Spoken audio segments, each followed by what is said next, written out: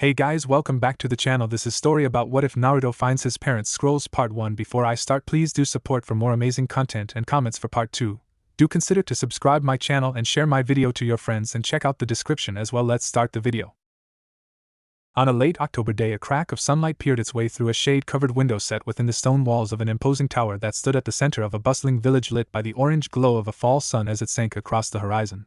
As that last trails of light pushed through the window, they fell upon a blond man relaxed in his chair facing a worn wooden desk, his body lax as he looked out towards his dimly lit office. As the light traveled across the worn wood of the desk, skipping over unopened scrolls and the discarded bits of quill and paper, it came to rest glinting slightly on a pair of china saucers and a photo that sat before them as if the frame itself was to enjoy their presence. Even as the light dimmed, the last vestiges of it glinted upon the frame housing the image of an old smiling man staring out defiantly from the glass, holding a peace sign as he flashed his eternal smile to the blonde before him. Sitting across from the still image, the blonde man remained motionless as his eyes drifted across the photo, his mind casting into the stream of his memory as he found a smile tugging at the corners of his mouth. Flashback. "Minato, my boy, that hat sure suits you," chuckled an elderly man draped in a set of older white robes, his crinkled face turning up in a smile, as he watched his successor place the Hokage hat upon his head and take his first seat behind what had long been his own desk. "Of course it does, sensei. Can I teach them or what?" laughed a white-haired man dressed like a kabuki actor, swelling with pride at seeing his student succeed in his dream thanks to his guidance. "Well, I did some of the work, Jiraiya-sensei," chuckled the blond man as he adjusted the brim of the hat now sitting atop his head so that the red emblem of fire faced towards the pair before him. As the three men chuckled, Minato could not help but smile back at his own inauguration a few hours before as he took his first sit in the Hokage office with his predecessor and sensei looking over him. The blonde Hokage simply sat smiling at the two, basking in the realization that at long last he had accomplished the dream he had held since childhood. Turning his head slightly, he set his gaze out over the village resting below his new perch, his village. As he looked out, he felt a small pressure on his chest as his eyes tracked out over his home, pride, hope, and most of all love, fighting for dominance, as he looked upon the scattered rooftops and the small moving shapes that made of the people he had sworn to protect. Then and there he swore to himself that he would follow in the footsteps of the other Hokage and protect his home from any danger, no matter the cost to himself. As Minato gazed out on the village, the third Hokage watched his successor, a small smile upon his lips as he felt a growing pride at the man who would be carrying on his duty from that day on. Sighing to himself, the third cast his mind back over his time in the office. He had carried the village through the slog of war, the glory of victory, and the simply calm of peace, but now, at long last, he was passing on the will of fire to the next generation. A small tear formed on the corners of his eyes as he saw himself all those long years ago first taking the Hokage hat, the look of pride on his sensei's face at the time even as his own lit up, smiling just as Minato's did now. And at long last it was his turn to watch the torch pass on. Turning slightly, he looked at his student, the Toad Sage, and couldn't help but chuckle at the expression playing across the man's face. Jiraiya had never been one for sultry, so while the old third and new fourth Hokage allowed this moment to wash over them with small warm expression, Jiraiya had elected to sport a pair of waterfalls that fell from both eyes, muttering how proud he was that his student had made it this far, his words barely audible as he tried to rub away his tear with one red sleeve. "I always sniff knew you had it in you, blonde gaki, sniff," the old sage managed between his continued happy sobs. Turning around at the sound, Minato could not help but burst into a wide grin looking at his old sensei's expression, rising from his chair as he made his way slowly towards the man. "Come on, Ero-sensei, this isn't a time to be crying. Wouldn't want all those beautiful women to see the gallant Jiraiya in such a state, would we?" chuckled Minato as he clapped a hand upon the sage's back, causing him to halt his sobbing for a moment. This seemed to snap Jiraiya out of his stoop as he blinked up at Minato for a moment before smiling widely before striking a triumphant pose in the center of the office. "You're right, Gaki. I, Jiraiya the gallant Toad Sage, am now the teacher of the fourth and soon to be greatest Hokage the Leaf has ever known. The ladies won't be able to resist me," shouted the white-haired man even as a perverted smile spread across his face. At the sight of Jiraiya's perverted smile, Minato and Sarutobi could only shake their heads before as Minato slung his arm around Jiraiya's shoulder, smiling so brightly his face seemed to glow. "Well, come on then, Ero-sensei, I have a date with the most beautiful girl in the village, and it's a time of celebration." The blonde laughed as he glanced around to the other member of the trio. "You coming, Sarutobi?" called Minato as he and Jiraiya moved slowly towards the door, the blonde glancing back to see the third standing silently before the old desk, one hand lying upon the worn wood while looking into the photos of the previous Hokages that hung above the window with a small smile upon his lips as he traced each image. As he turned to face the two men, his smile slowly grew to match the pair's own as he looked upon the future of his village with pride. Yes, Minato, I'm coming. I wouldn't want to keep Kushina and my wife waiting, replied the third as he turned from the desk, starting forwards towards the pair, only to stop dead as he came to a sudden realization. The other two noticed this change and stopped their merrymaking to gaze questioningly at the third, who had gone completely rigid. Hey, old man / sensei, are you alright? They questioned, in unison as they looked at the seemingly frozen man. As they watched, the smile Sarutobi had adopted grew steadily larger and larger, until it appeared to cover his whole face. As Minato and Jiraiya watched, they would have sworn that a younger man had been standing in the office that day, so full of life and happiness was Sarutobi, as a glorious thought took root in his mind. Then, without warning, the old man bursting into the loudest and happiest laugh that the two had ever heard from him, the sound echoing around the office, seeming to only grow louder every moment as it ricocheted off of every surface. No, ha ha ha ha ha, pap pa pa, ha ha ha ha ha, frehh. I ha ha ha, I'm free, laughed the old man as he threw up his hands as thought he was proclaiming to the heavens themselves of his great victory. Sensei, did Sarutobi just go crazy? Questioned Minato, glancing around to his sensei, who looked just as lost as his student at the old man's apparent breakdown. I have no idea, Gaki, responded Jiraiya as he continued to watch his sensei cheer for a moment longer. Hey sensei, snap out of it, shouted Jiraiya as he waved towards the man who didn't seem to notice him. For a full minute afterwards the third continued to laugh, barely able to speak, only sputtering the occasional word out here and there as the pair looked only completely lost as to the cause of this episode. It kind of sounded like he said no more paperwork, but why would he say that? Asked Minato after a few moments of listening to the old man's howling. At this both turned to each other before remembering all of the years they had watched the third wage his seemingly unending war against what he had always said was his greatest foe. Then as the pieces fell into place the pair found themselves joining in the laughter themselves, at the old man's last victory as Hokage. Yes, the third Hokage, student of the first and second, had finally surpassed his predecessors in outlasting the evil that was paperwork. For a time the three continued to laugh and joke before finally gaining enough control to head out to the celebration. But not before Minato had insisted on the photo to commemorate Sarutobi's greatest victory. Flashback end. So 2 years after that happy memory, Minato sat alone in his office, his eyes tracing across the photo he had insisted on taking that day, dropping his gaze slowly to the sake dishes sat between him and the smiling face of Sarutobi. Looking at the old photo, he could only think how happy they had all been then, remembering how Kushina had hit him over the head when the three arrived late, and how Jiraiya had been thrown through a wall by Tsunade when he had tried to flirt with the waitress. It seemed like so long ago now. If only those days could have continued on, but as his memories continued to swim slowly past him, those bright days slowly shifted till arriving at the darkest night of his life. Flashback. That night under the mid-October moon, Minato found himself standing beside his wife within a hidden cave, lit only by the fiery illumination of touchlight that they were using to safeguard the birth of their children. Covering the walls and table were a practical sea of seals meant to hold the beast that dwelt within the woman at bay as she gave life to the struggling forms still nestled within her belly. Though at the moment Kushina was quite intent on ridding herself of that particular burden. Minato, I'm going to kill you for doing this to me, screamed Kushina as she continued to contract her face, grimacing as flashes of pain flashed across her sweating brow.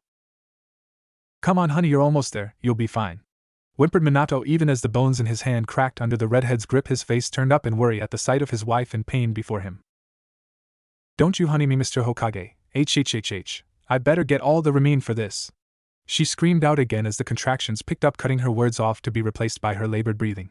The absurdity of the last comment causing Minato to momentarily sweat drop. Only his wife could be thinking of ramen at a time like this. However, before the blonde could give further thought to the matter, his attention was turned around as Sarutobi's wife moved forwards to help receive the first child that was slowly pushing out at that very moment. The birthing was longer than he would have thought possible as each child came one by one, but after what seemed like an eternity, Minato was looking down at three beautiful faces all scrunched up and crying. As he looked down at his newborn children, tears found themselves spilling from his eyes, as he waked over with the third's wife, holding the children up for Kushina to see her own face still stretched with exhaustion lit up in a beautiful smile as she gazed upon her children's small forms. Even as Kushina slowly reached out towards her children's small forms, Minato moved forwards to aid in holding the demon sealed within Kushina at bay, lest the great nine-tailed kitsune seize the opportunity to escape its prison. That moment of relief was when everything had gone so terribly wrong. As Minato had moved forwards, a man in a spiral mask had appeared seemingly from nowhere, slaying Sarutobi's wife with a single slash, spattering the stone floor with a crimson stain as he reached out to seize the still sobbing bundles of his daughters from her quickly cooling corpse. Even as Biwako's body fell, the man had swung his still bloodied kunai to the babies' throats, and demanded Kushina's life in exchange. Minato had engaged the man in a desperate battle, and had managed to save his newborn children, but at a cost. The man had managed to tear the demon from his wife as they battled. The Kyuubi had been released and was now attacking the village, his village. On the front lines, ninjas desperately tried to hold the beast at bay, throwing their lives towards the kitsune in a desperate hope to buy a few more precious moments for their loved ones to escape the demon's wrath.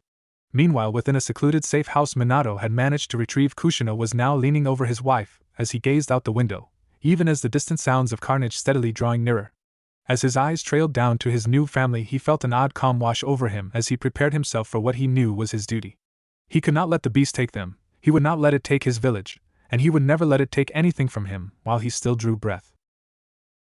Minato, Kushina whispered as she gazed up into her husband's face, even as he said it into a look of determination, the fear in her voice noticeable even through the pain and exhaustion that racked her body after having the beast torn from her. Minato. She managed again, drawing the blonde's eyes to her as she struggled to speak.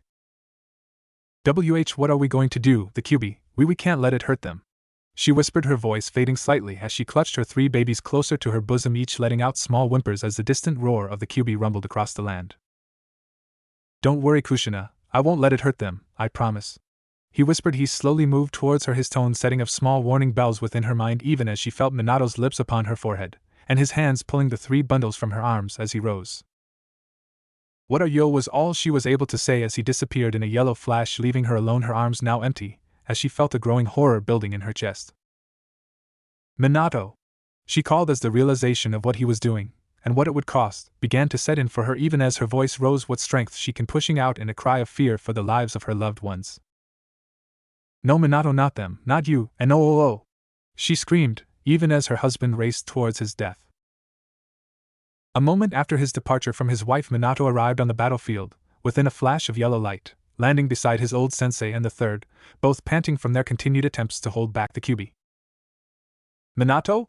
They shouted as the blonde arrived, their eyes immediately drawn to the 3 struggling bundles he had clutched against his chest before shifting back to the young Hokage, confusion evident upon their faces. Gaki, what are you doing bringing them here? This isn't a good time for bring your kids to work day. The Toad Sage joked, called, taking a second to crack a joke despite the desperate situation.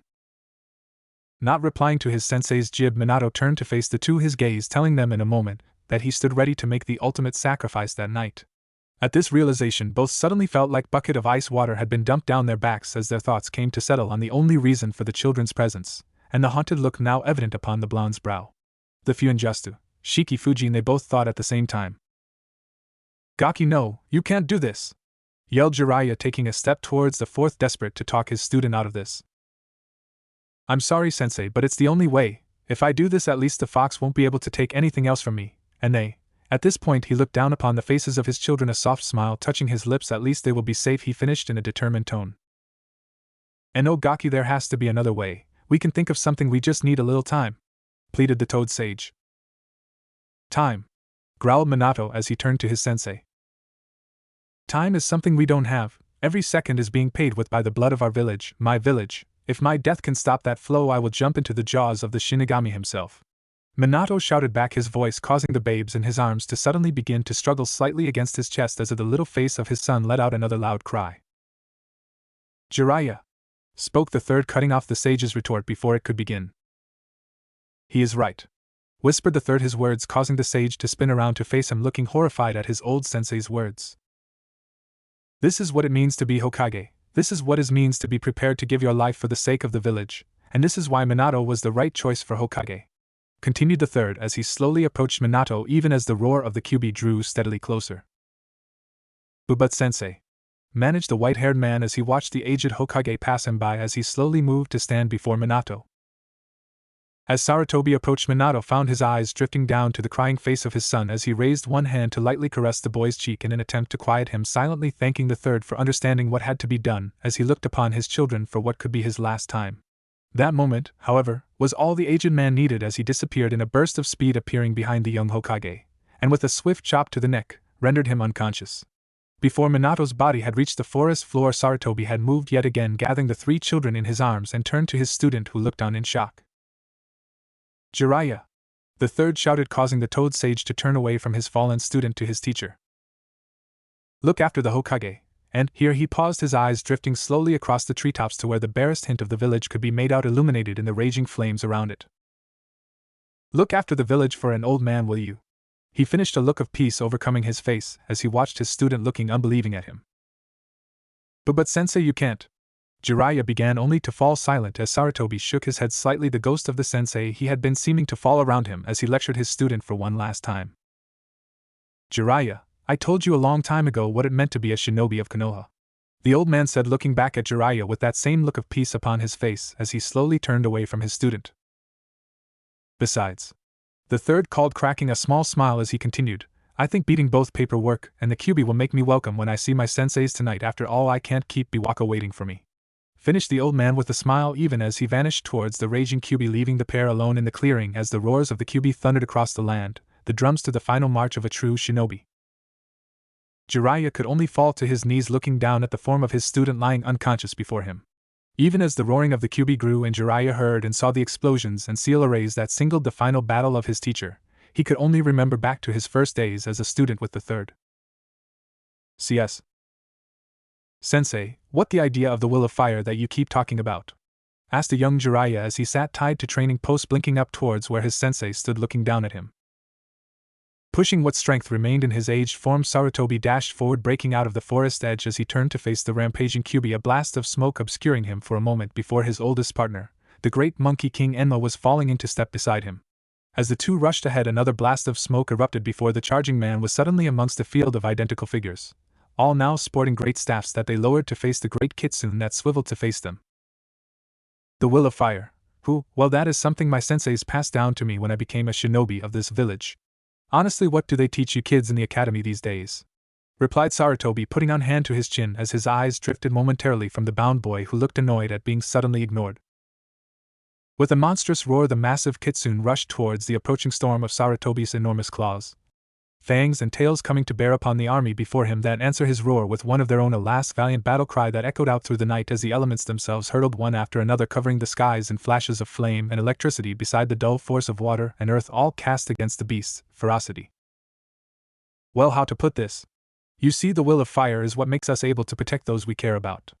It's that strength that only comes when defending those you care for. It's because I care about the people of the village that I'm able to protect them all. They are my strength. Smiled the third as Jiraiya blinked up at him, obviously confused. As the storm of elements crashed upon the great kitsune, the beast seemed to ignore them as it barreled ahead, roaring as it swiped its massive tails back and forth, scattering all that came into contact with them, even as its claws and fangs tore still more of the army before it. At the same time, Sarutobi turned to four of his clones, handing off the three children, trusting them to handle the ritual as he turned to buy them what time he could. But sensei, how does that make you strong? I mean, aren't we just paid to protect people? Besides, everyone protects their home. What makes us different? Questioned the boy, obviously lost as above him Sarutobi let out a small chuckle, shaking his head from side to side. Sarutobi hurled himself aside as the massive jaws of the kyubi snapped down towards him, swinging the massive bow staff, that was his partner, into the beast's jaw even as its tails lashed towards him. Swiveling its enraged eyes to focus on the source of this new kyubi, brought one massive paw around, claws bared, to smash this incest that dare oppose him flat. Just as Sarutobi managed to avoid another crushing tail of the beast, a shadow fell over him, causing him to spin in time to see a paw, the size of a building, descending upon him. The next moment, with an earth-shaking impact, the kyubi felt its paw crushing into the forest floor as a fierce grin to spread across its face. That is true, Gaki. Sometimes we are simply hired to do jobs for others, but let me ask you this, if you're out on a mission, won't you be with your team? Smiled the third, causing the boy to look up at his sensei before nodding slowly as the old man smiled. You see, our home isn't just this village, Gaki, it's the people, our comrades. As long as you are a member of this village, you will always be with the will of fire. Smiled the third as the young boy blinked up at him, still looking puzzled at the old man's words. Before the great kitsune could celebrate smashing the annoying fly, his smile faltered as a sudden pain erupted from his paw. A moment before the end of one massive bow staff burst through its fur, rocketing skywards through his very paw, staking it to the ground. As the staff continued to rise, the enraged kitsune's eyes turned up to spot the accursed man running up its side, going through hand signs as he went. Upon becoming level with the kyubi's face, the man sprung from the pole towards the beast's face even as it brought its other paw to swat the pole from its paw. You see, Jiraiya, as long as we have people to protect, we have the will of fire, and by protecting them they inherit that will and carry it to the next generation, so our flame will always be passed down. Smiled the old man. Itsutsuryu Airship bellowed the third as he became level with the kitsune's head, spitting out streams of earth, fire, wind, water, and thunder towards the beast. Each of the steams forming into a separate dragon which crashed into the beast, slamming it into the ground, even as those remaining shadow clones began to slam bow staffs through the beast's tails, desperate to hold it for even a moment longer. Meanwhile, across the field, the 4 clones had finished the preparations as the 3 children clung together on a small shrine as around them the clones began flying through the hand signs to call forth the ritual. "Filthy ape!" roared the Kyubi as it struggled against its new bindings. "You think you can hold me?" spat the kitsune as its tails began to rip the bow staffs away from its body, the remaining clones falling one by one as the beast freed itself. "I burn you village to ash, and use its people to kindle the thirst of my vengeance, monkey!" roared the Kyubi as it continued to surge forwards. However, the third was not listening to the beast. He had used the momentary opening to rush to the ceiling altar to complete the ritual. Skidding in front of the altar, he suddenly found his legs weakening as he fell to his knees, coughing up blood as he did. "Guess this old body of mine just isn't going to be enough for much longer," managed Sarutobi as he looked back to the Kyubi even as it began to break free from its cage. As the clones finished their work, a sudden cold power radiated across the clearing as the Shinigami himself appeared, glowing faintly in all his horrible magnificence, dropping to hover slightly behind the aged Hokage. At the same moment, the seals around the altar began to glow, attracting the attention of the Kyubi, and unbeknownst to those present, something else that looked on from the heavens. "And even if we lose someone important to us, their death sparks a light for others to protect those who care about one another. That is the will of fire," finished the third as he looked down at his student, who still didn't look convinced. As the kitsune watched, a ghostly hand suddenly emerged from the old man, plunging into his being as pain the likes of which he had never known slowly ripped him apart, his roars echoing out across the forest. As the broken parts of the Kyubi were pulled towards the infants by the Shinigami, a swirling seal appeared on 2 of the children. As each began to absorb the Kyubi, the beast slowly drawn into each. Even as the last bits of the fox began to fade into the 2 little girls, Sarutobi noticed a small seal appearing on the only boy of the 3, a seal he did not create. As his vision blurred, he saw a small tree-like tattoo appear for a moment on the boy's forehead, before fading. The time for wondering, however, was over. His time was over. Looking back towards the village, he could just make out the faces on the Hokage monument even as the light of his eyes began to fade. "So Jiraiya, does that make sense now?" asked Sarutobi as he bent to untie the boy from the training pole. And with a smile on his face, Sarutobi, the 3rd Hokage, the professor god of shinobi, knelt down at the scene of his greatest victory, smiling towards the village he loved, and the faces of his masters he knew he had pleased. "I still don't quite get it," replied Jiraiya, a shrug causing his sensei to chuckle slightly to himself. "Well, that's okay, Gaki, you'll understand someday," smiled the third. "CS." And as the kitsune slowly faded from sight, Jiraiya sat kneeling before his student, his eyes fixed upon the horizon where his sensei's final lesson had finally managed to pound its way through his thick skull, his mouth twitching up in a smile even as tears began to spill from his eyes at the knowledge of what this final lesson had cost his sensei. Flashback end. As Minato remembered that night, his thoughts turned to his own part, how he had awakened only in time to help find Sarutobi already dead, his children beside the man on an altar, 2 having the Shinigami seal still glowing slightly upon them as the 3 had moved to hold tight to one another, trying to stay warm in the cool night air. Minato couldn't help but smile, remembering how Kushina had first burst into happy tears when he had returned with all 3 of their children, and then proceeded to beat him into the ground while crying, yelling about worrying her so much. He chuckled, remembering that following this Kushina had collapsed on him, crying into his shirt and telling him never to leave her like that again. The days following the attack had been tough for the village. Besides the physical damage, the spirit itself had been wounded with the loss of so many. The dead were located and honored. A massive ceremony was held to honor both them and the third for their sacrifice to the village. Minato had announced to the council that his 2 daughters had become the new Jinchuriki for the Kyubi, explaining the events of that night. While some were at first scared of the children, Minato's assurances finally won the council over, and his daughters were celebrated as heroes for helping the third to save them from the raging kitsune. Shaking himself from these memories, Minato's gaze slowly returned to the photo before him as he let out a small sigh. Smiling slightly, Minato raised his hand to cup one of the sake dishes, raising it towards the photo of the thirds, offering another thank you to the man, who 1 year ago to this day had saved both his family and his village. After finishing the drink, Minato proceeded home to celebrate along with his family the life they had been given this day. Time skip. We return to the Leaf Village some 4 years later. During this time, the village had been able to rebuild itself from the Kyubi attack, and was well on its way towards a complete restoration. The memories of that horrible night slowly fading into history as Konoha marched into its future. Meanwhile, in the Namikaze home, most of the family was happily preparing for dinner, or at least attempting to. Naruto Namikaze is the oldest and only son was bouncing up and down in his chair excited for his dad to get home, barely able to contain his excitement as he looked around the room as if expecting the man to pop out from under one of the chairs scattered around the large circular table that served as the centerpiece to the kitchen.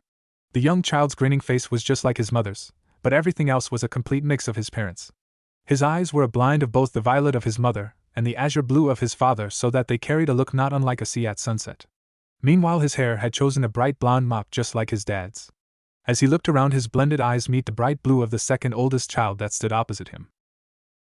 Naruto also bouncing around awaiting the return of their father, her blonde hair waving behind her pulled back into a single ponytail that draped down the side of her head, while her blue eyes darted around just as her brother's did, a wide smile playing across her whiskered face which carried the same smooth curves of her mother's, and her personality happened to be similar as well. As the two children continued to bounce excitedly, their matching red and white Uzumaki shirts waving around them, their constant movement drew the attention of the final child. Standing over by the skink, the youngest of the triplets, Minami, stood in stark contrast to the other two, starting with her fiery red hair that was drawn back so that it cascaded down her back, becoming two pigtails mirrored after he godmother Tsunade. Her eyes as well were different, carrying a deep red, almost brown color that gave her a powerful presence exemplified by her slightly sharper face like that of her father. Unlike her two siblings, she was offering help to their mother while every once in a while looking at her siblings with a sad little smile and a shake of her head as though she was looking at much younger children instead of her older siblings. Meanwhile, the three's mother Kushina was currently standing over an oven working to get their dinner ready for when Minato arrived, a happy smile upon her lips as she listened to the excited chatter of her children. The previous Jinchuriki had not changed much over the past 5 years, still easily identified by her long red hair, her round happy face, and warm violet eyes. Thanks to the timely arrival of Tsunade, she had recovered from the events 5 years ago, and had been able to look after her family ever since. At present she was dressed in a simply green and white dress that allowed for her protruding belly to be accommodated. It seemed, despite her statements that night, Kushina had not been too opposed to bringing another little one into the world, and at present her family couldn't be more excited to meet its newest member. "Here you go, Minami, put these on the table for me," Kushina said as she handed a few plates to her daughter, who turned up to her mother, red eyes meeting violet as she nodded. "Hi, cousin," smiled Minami, taking the dish from the taller redhead and turning to face her siblings still bouncing up and down at the table. "You know," she called towards the pair, momentarily drawing their attention to their motto, "you two could help cousin and me with dinner, it's not like you're doing anything," finished the redhead as she marched over towards the table. As she moved, the two blondes turned towards their motto, both sporting fox grins, and jumped up to help her out. From behind them, Kushina could only look on as the children started to set the table, idly placing on hand lovingly over her belly and the new life within it. When Minato had first told her that her two daughters were holding the fox, she had been horribly worried about how the village would react. But thanks to her husband, most had seen them for the heroes they were. Meanwhile, her fists had convinced those foolish enough not to listen to think twice before messing with her family. She also remembered back to the time that they had told the girls that they contained the fox 1 year ago. Flashback. "Now girls, there's something. Naruto, get off Naruto," called Minato as he attempted to speak to his children while them seemed intent on their own activities. The three children had been engaged in a poking battle while they sat on the couch facing their parents, and Naruto had finally abandoned subtlety and tackled her older triplet over the back of the couch moments before, just as their father began to speak to them. Meanwhile, Minami was rolling around giggling at the whole thing, her tiny hands clasped over her mouth as she tried and failed to stifle her giggles. A moment later, the two blondes emerged from the back of the couch grinning and laughing at their red-faced father, while their mother giggled off to the side at her husband's failed attempts to control their children. Receiving nothing but laughter for his efforts, Minato looked pleadingly at his wife for help with the situation. "Okay, you two, front and center, we have something important to say, you can play later," called Kushina, finally taking pity on her husband's attempts and deciding to handle her children. "Hi, cousin," the three trumpeted in unison, suddenly sitting straight up on the couch once more, silently waiting for their parents to continue. For a moment, Minato could only blink from his wife to his three kids with a look of shock upon his face, wondering how she could do that so easily before deciding better of it. "Ahem, anyway, there's something important we need to tell Naruto and Minami today, and Naruto, you need to know too," began Minato as the three listened eagerly. The two parents then proceeded to tell the three children how the Kyuubi had attacked, how the three had been taken to be sealed, and how Naruto and Minami become the next Jinchuriki of the Kyuubi just like their mother before them. After they had finished their story, the pair of children sat silently looking between their parents', horror slowly creeping their faces. Seeing fear upon their daughters' faces, both Minato and Kushina started to assure the two girls that everything would be alright, but their son beat them to it. "So you two have a big fox in your tummies, that's so cool. How does that feel? Is it fuzzy? Where can I get one?" Naruto called, excitedly fired off question after question while poking both of his sisters' stomachs, unintentionally tickling them.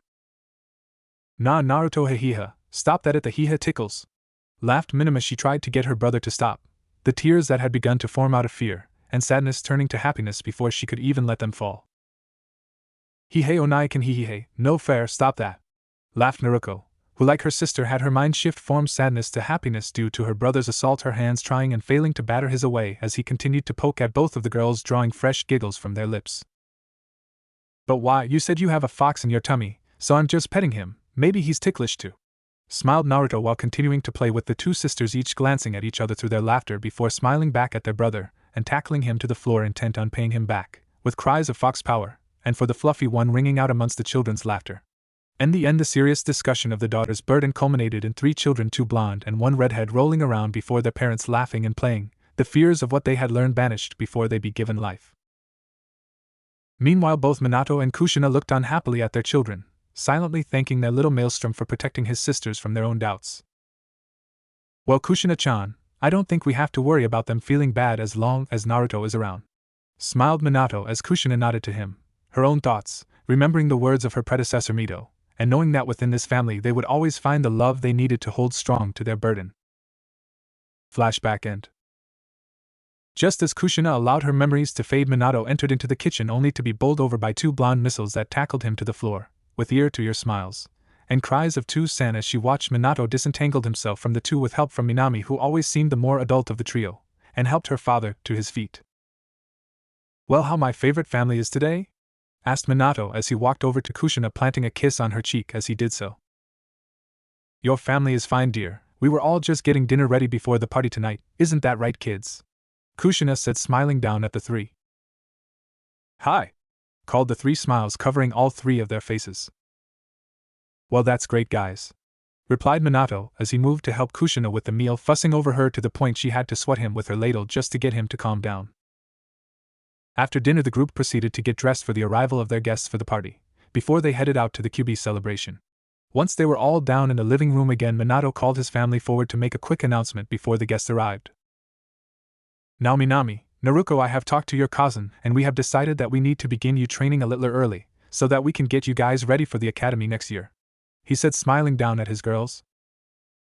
Both girls smiled brightly at this, Naruto even jumping up and down, saying how awesome it was going to be to become a kunoichi as they looked excitedly towards their parents. However, both stopped a moment later when they realized that their brother wasn't celebrating. Naruto was looking between his sisters and his parents, wondering why he hadn't been mentioned, his little face turning towards Minato, confusion evident upon his face. Ano, To-san? Spoke Naruto, prompting Minato to turn towards his son. Am I going to start my training with Naruto-chan and Minami-chan? Questioned Naruto as his amatos soon turned to look from their brother to Minato and turned just as confused as the blonde boy. Well, you see, Naruto-kun, your sisters need to learn to control the fox so they will be safe as kunoichi in the academy. But once they have gotten the hang of it, you can join in training, but for right now we have to make sure they are safe. I know it's hard, but for right now we have to work with the girls a little more, spoke Minato, kneeling down so that he was closer to his son, his face an odd mix of sadness and determination that was lost to the young child. His Taozen's words caused Naruto to turn towards his 2 sisters, who were watching him with worried expressions, as though they were scared he was going to blame them for this, and worse, that they would be leaving him behind. From the time they were kids they had always been inseparable, and the idea of leaving Naruto to fend for himself sounded wrong to them. As Naruto saw the pair's expressions slowly shifting, he realized they were worried about him, and thought back to what his To-san had just told him. He did want to train with his sisters, but he remembered hearing from Kushina once that training with the Kyuubi had been hard for her. That must be what this was, so if he wanted his 2 sisters to be okay when they entered into the academy, he'd have to wait a bit. Well, that was okay, wasn't it? And besides, it wasn't like his parents were going to not train him, they just needed to look after his sisters first, that was all, he reassured himself as he nodded towards Minato. Okay, To-san, I understand, replied the blonde boy, smiling as he turned to face his sisters. You 2 better train hard, or when I join I'll leave you in the dust, boosted Naruto, smiling as he saw the pair shift from concern to happiness at his assurance. Oh yeah, well, I'm going to train so hard, I'll be Hokage like To-san before your training starts, shot back Naruto, not one to back down from a challenge, as a confident smile split across her face. Yo, we will be so great you'd be begging us to teach you what we know, added Minami, inwardly happy that her brother was going to be okay, and promising to be strong enough to help him like he helped her at learning about her burden. "Okay kids, it's about time for the guests to show up," called Kushina, getting the three to separate and calm down in time to greet their guests. Time skip. It was now almost a year later, and the triplets had just turned 6 a few days ago, while their newest little sister Mito was just turning 1. The three had changed little during the year in manner of looks. Meanwhile, their new little sister had been growing quickly into a little bundle of energy that the whole family adored. Little Mito, with bright red hair and violet eyes, was like a little Kushina in the making, and her bubbly excitement was partially infectious to anyone who met her. Over the years since the birth, Minato and Kushina had been training Naruto and Minami to harness and control the QB chakra, making steady progress as they worked with the pair. Minato had even called Jiraiya to stop by and help train the two whenever he was free. As a result, the two sisters had begun to blossom as future kunoichi, each determined to make their family proud. Speaking of family, one of their instructors usually sported a little red-headed babe at most of their sessions. Following the birth, Kushina was often found with Mito in her arms, instructing the two while she watched them practice. Meanwhile, the children's godmother Tsunade was busy most of the time with the medical program she had pushed through after the QB event, but still found time to stop by and spoil her goddaughters rotten and patch them up when they managed to bang themselves up like children are wont to do. Sadly, even as Minami and Naruto grew steadily closer to their family, their brother was slowly fading from that same light. Naruto found himself being left out little by little from family activates, slowly being overshadowed by those around him as his sisters drew more and more attention. After the birth of Mito, his parents tended to stress their attention between his sisters training and looking after their newest little member, leaving little time for him. Meanwhile, those outside of the family, like Jiraiya, while kind to Naruto but only present every now and then, and for some reason that Naruto didn't understand, seemed to focus only his twin sisters. At the same time, his godmother, Tsunade, was always chatting with his sisters whenever she was visiting, helping to patch them up whenever their training got out of hand, leading to a strong connection between all of them. But whenever she looked at Naruto, he would notice her eyes getting teary, before she turning from him, leaving him alone and confused in her wake. What he could not know was that Naruto looked so much like Tsunade's younger brother when he was growing up that Tsunade could not look at him without remembering her brother's death. So instead of facing her fear head-on, she simply chose to avoid Naruto. While she did not dislike the boy, she simply told herself that he had others to look after him. So slowly Naruto became more and more excluded from his family. While his sisters still played with him occasionally, they had begun to incorporate training into their games, playing ninja, running, and the like that he could simply not keep up with. But as always, he insisted that they go on ahead, not wanting to make them feel bad about their abilities. Despite everything happening to his life, Naruto stayed the same kind boy he had always been. He smiled and laughed, and did whatever he could to see his family smile. And that was no different today, almost a full year after his sisters had begun their training. The birthday was in full swing now, with people milling around. All of the clan heads in attendance to offer their congratulations to Mito turning 1. Speaking of Mito, she was sitting happily, in a bright white onesie with an Uzumaki spiral adorning it on the back, between the feet of her older brother, while giggling as they played with her. As Mito sat laughing as she rolled around under her brother's gaze as it trailed to the yard where Naruto and Minami were off playing with a few of the clan heirs, while Minato and Kushina were talking with their parents and discussing the upcoming year at the academy, where many of their children would be attending. As Naruto continued to play with his red-haired Amato, he heard a quiet voice call out to him from behind. Turning, his mixed eyes fell upon bluish hair and wide eyes of his best friend, Hinata Hyuga. The two had only known each other for a few months, but already they were almost inseparable thanks to an event back when they had first met, where he had stepped up to protect her against some bullies at the park. Flashback.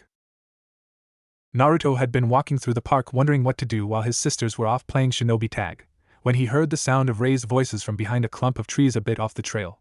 Curious, Naruto headed towards the voices. Upon arriving, he had found Hinata in a circle of boys, all making fun of her and pushing her to the ground. "Hey, leave her alone!" shouted Naruto, running up to stand between the bullies and Hinata, the girl's eyes still moist with tears, looking up to see the blonde-haired boy standing before her. As he came slowly into focus, she suddenly remembered seeing him from afar when the Hokage had met with her father. Who's this kid?" asked one of the boys, looking at Naruto, as beside him his friends shook their heads, not having any idea. "I'm Naruto Uzumaki Namikaze, and I won't let you pick on her," shouted Naruto at the bullies, raising both his fists in front of him to make his point clear. The bullies stared at Naruto with varying looks of confusion, before one finally spoke. "Wait, I thought the Hokage only had 2 kids, the village princesses?" muttered one, looking at his fellows, who nodded at him. "Yeah, everyone knows that, you moron," said another, pointing at Naruto. "Let's teach him for lying about our Hokage guys," shouted the last, as the boys fell upon Naruto. Hinata could only watch as her hero was attacked by the three boys, trying but failing to stand up to the onslaught of all three. She was about to try and help him when a pair of yellow and red blurs crashed into the bullies, blowing them back off the small form that was Naruto. "Hey!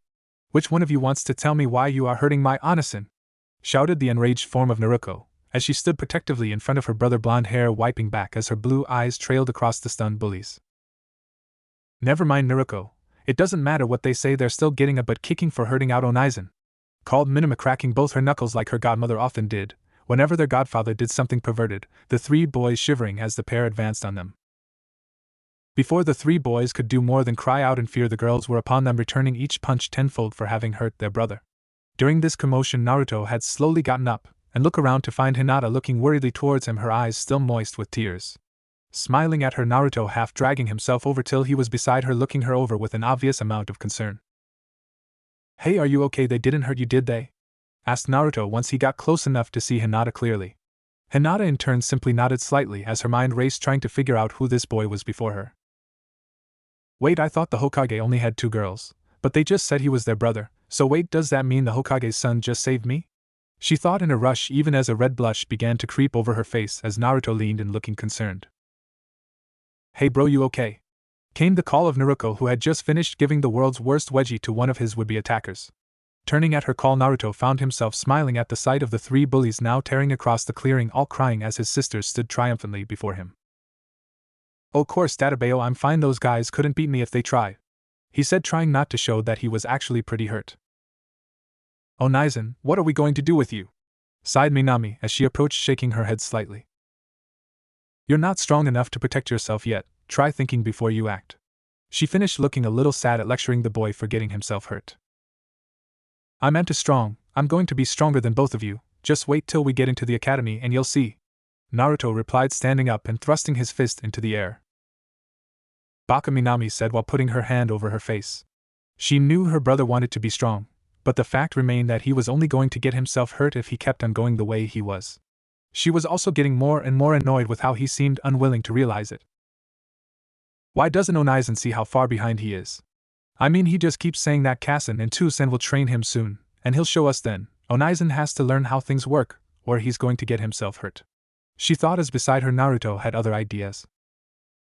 "Ha, no way bro, I'm going to be the best and become Hokage. You don't need to worry, I'll always be here to protect my baby brother. And then I'll train you too, but only if you ask nicely," laughed Naruto as she smiled at her brother. Naruto responded to her jab by sticking his tongue out and telling her that he would be better than her in no time, and the two degraded into a small friendly argument, while Hinata and Minami watched on. Flashback end. After that, Naruto had gotten to know Hinata slowly, the two becoming fast friends, playing when they could, and generally just enjoying each other's company. Each also learning the similarity they shared in their family. Like Naruto, Hinata seemed to have been slowly pushed away after the birth of her younger brother a little over a year back. The little boy Hanabi having become the center of attention within the Hyuga household, happy that he had emerged despite the worry surrounding the boy's cousin. Their mother had been sick for several months while carrying little Hanabi, but thanks to the presence of Tsunade she had pulled through, though the events surrounding the birth still resulted in her being bound to a wheelchair for the rest of her life. This on top of the new child severely hampered Hitomi's ability to look after her daughter, but if nothing else the Hyuga woman was stubborn to a fault, and did what she could for her daughter even if it was just the two sitting in compound's gardens together. Hinata's father, however, was a bit of a different story. He had latched onto his son and had become more and more attentive to him, bragging about how he was going to raise him to be the greatest gentle fist user, even better than his brother's son Niji. Unfortunately for Hinata, she was born into a family where power and skill seemed destined to decide one's fate, the competition slowly growing throughout her family, making for a hard place for the innocent girl. But for now she was free from that as she smiled across at her friend and his Amato. "Hello Naruto-kun," whispered Hinata as she approached the pair of Namikes, guiding her Ototo Hanabi as she did so. While Hinata took after her mother, Hanabi was a little Hayashi in every regard, and walked with a sense of pride that made him an odd sight, only being 1 year old himself. His stoic mask broke, however, when the little red-headed Mito walked over to him, smiling wildly into his stoic face. Before the little Hyuga could do more than look at this smiling redhead, Mito let out a happy giggle before throwing her blanket towards the boy's head, intent to drape him in it. Hanabi, seeing the blanket approach, tried to perform the spinning move he had seen Hyuga do to deflect things from hitting them, but sadly not understanding that only twirling wasn't going to save him as the blanket fell over him, winding its way around him so that he soon found himself wrapped up and on the floor looking up at a giggling redhead who dropped down to start pushing playfully at the trapped boy.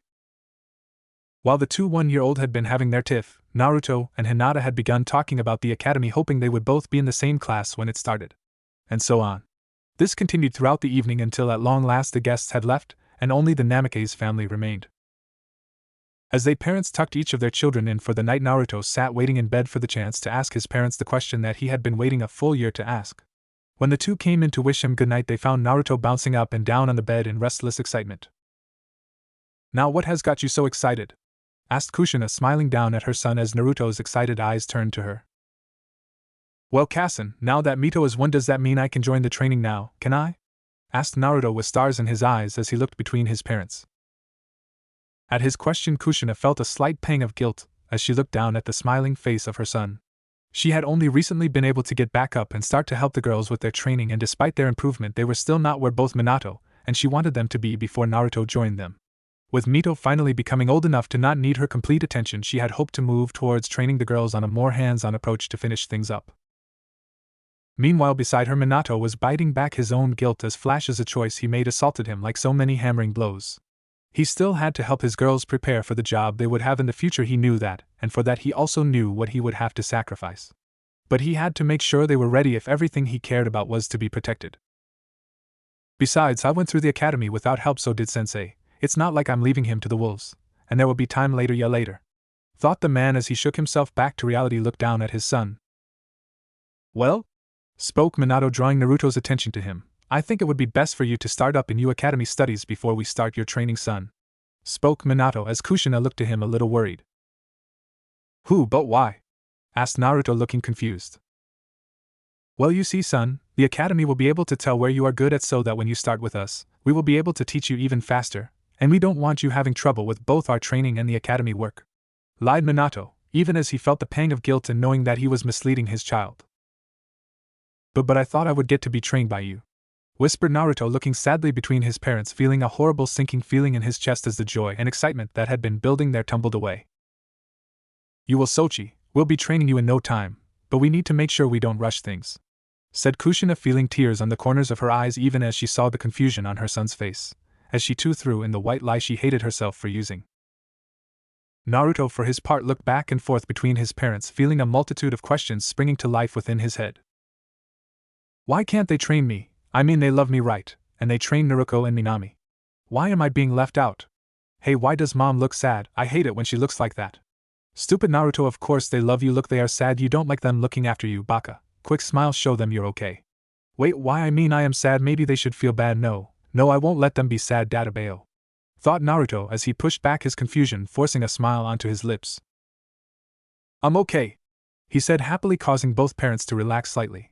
But when I know what I'm good at, you better be ready, because I'm going to show you that I'm the greatest shinobi ever, Databeo, cried the boy, his words causing both parents to let out a breath at this, relieved that Naruto seemed to be taking the idea okay. Soon they finished tucking him in and left to look after Mito, before turning in themselves. As the pair moved down the hall towards their own room, Kushina found herself doubting her own actions as she turned to her husband. "Minato, do you think this is okay? I mean, leaving Naruto out, he needs to be trained too, you know. Sure, I want to make sure the girls are okay, but lying to him like that, it's just wrong," finished Kushina solemnly as she and him got ready for bed. "I know, Kushina, but we need to make sure the girls are looked after first, and you are the only one who can safely train them. Either of them are able to form your chains, so we need to be careful. I just don't want to see any of the hurt. Sometimes we have to tell a white light to protect them, but we'll never stop loving him, Kushina, and we'll make it up to him, I promise," Minato replied softly, silently trying to convince himself, even though he knew he was only telling half-truths. "I guess we'll start his training up next year, and then we'll make him an amazing shinobi, right?" Kushina responded with an almost pleading note to her voice. "We will make it up to him, Kushina, I promise," replied Minato as he laid down to sleep beside his wife, feeling as though his mind would tear itself apart for what he was doing. Meanwhile, down the hall, Naruto was having more problems falling to sleep as well. His mind continued to fire off contradictory arguments about his parents' behavior. Why don't they train me with my sisters? Is it my fault? No, I haven't done anything. What should do? I want to be strong enough to protect them. No, they are both awesome shinobi, they have to have reason for what they're doing, right? He continued to ask himself, desperate for some kind of answer. Will you stop that? I'm trying to sleep here," shouted a feminine voice from seemingly all around the room as Naruto froze, wondering for a moment if his silent pleading had been answered. Naruto looked wildly around in an attempt to see where it was coming from, only seeing the shadowed shapes of his room before him. "Who said that?" he shouted, still looking around his room, starting to get a little frightened as he continued to see no one that could have spoken to him. "Learn some manners and I might just tell you, you little seedling," replied the voice, once again seemingly coming from nowhere. With nothing else for it, Naruto decided to answer the voice. "I'm okay, mister." "That's Ms." the voice interrupted. "Sorry, Ms., but where are you and why can't I see you?" asked Naruto, wondering what was going on. "Am I going crazy? You see, this is what you get for being stupid. Kami is making you hear voices?" he thought to himself before he was interrupted from his mental berating by the sound of laughter. "Kami, hee hee ha, oh that's good, me Kami, that's priceless. I wouldn't be caught dead looking after the universe, too much work," chuckled the voice, slowly petering out into a small fit of giggles. "Wait, how did you hear me? Where are you?" asked Naruto, again searching for the source of the voice, this time looking under his bed as if he expected to see someone hiding under it. "You can stop looking for me, little seedling. I'm not in your room, I'm in your head," the voice stated as if it was the most obvious thing in the world. This caused Naruto to stop dead in his search and look across to his wall where a mirror hung, as if expecting to see another face reflected upon it. "What do you want with my head? What's going on? Who are you, Ms.? What do you want?" asked Naruto, firing off questions one after another. "Relax already, you're going to give yourself a heart attack. I swear you little seedlings are all the same. To answer your question, I suppose you can just call me Jubi, and what I want is to make a deal with you," spoke the voice as Naruto continued to stare into the mirror. "A life forgotten. What do you want with my head? What's going on? Who are you, Ms.? What do you want?" Naruto called, firing question after question out with hardly a pause between them. "Relax already, you're going to give yourself a heart attack. I swear you little seedlings are all the same," sighed the voice as she waited for the boy, who seemed to have finally run out of steam, to quiet down. As he finally fell silent, the voice spoke out again, echoing in the empty room. "To answer your question, I suppose you can just call me Jubi, and what I want is to make a deal with you," continued the voice as Naruto looked across the room into the mirror that showed his own puzzled face. "Jubi?" muttered Naruto, quirking one eyebrow up as he spoke, a little surprised by the word. "Well, that's a weird name," he thought to himself as he crossed his arms in thought. "I will have you know it is not a weird name, young seedling, and it is not polite to insult someone who can make your head explode from the inside out," the Jubi replied with an air that only an irritated woman could pull off. "Ah!" shouted Naruto a moment before rolling off of his bed, both hands now clapped to the side of his head as he thumped to the wooden floor, where he proceeded to roll back and forth in apparent panic. "No, Ms. Jubi, don't blow up my head. Please, Ms. Pretty Beautiful, kind loving Jubi, you wouldn't do that to me, would you? Please?" begged Naruto as he rolled to a halt, looking into the mirror with rivers spilling from both of his eyes as he clapped his hands before him as though in prayer. "Oh, this is priceless, you're great, I can't wait to see what else I can make you do," calmed the amused voice of Jubi from seemingly everywhere in the room. "Oh, this was so much better than being stuck in the moon," thought the voice. At least he or she could have fun messing with humans again.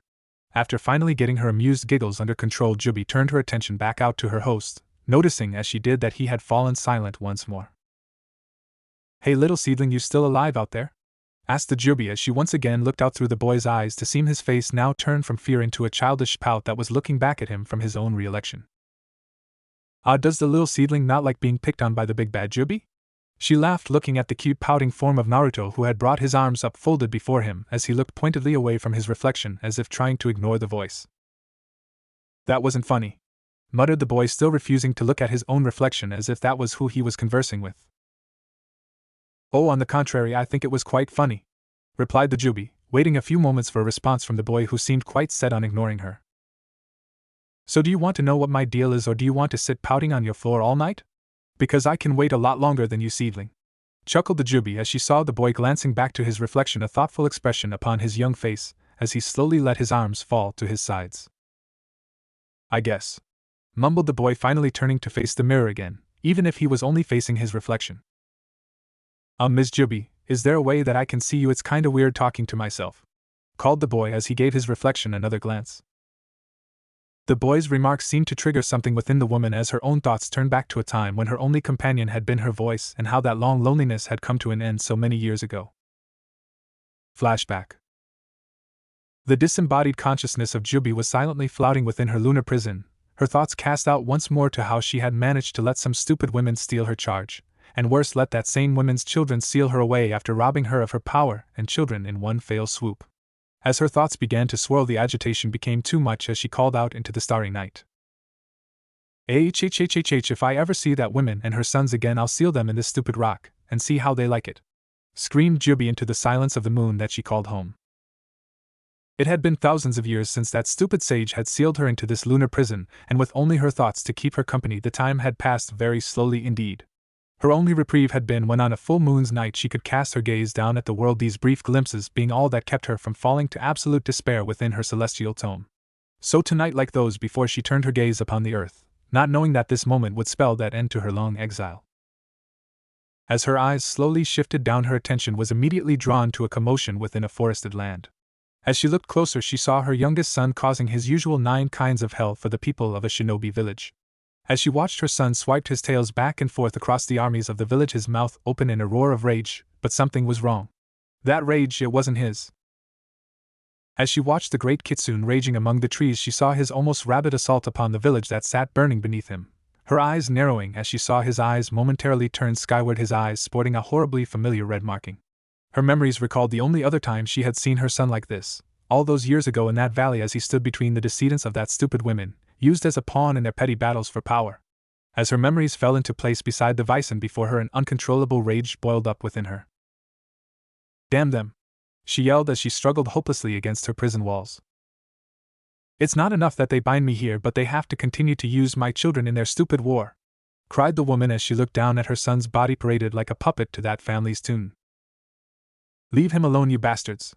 When I get out of here, I swear I'm going to tear them limb from limb and scatter their ashes to the 4 winds so even Cammy can't put their bodies back together. Let him go!" screamed the Jubi as below her son continued to rage.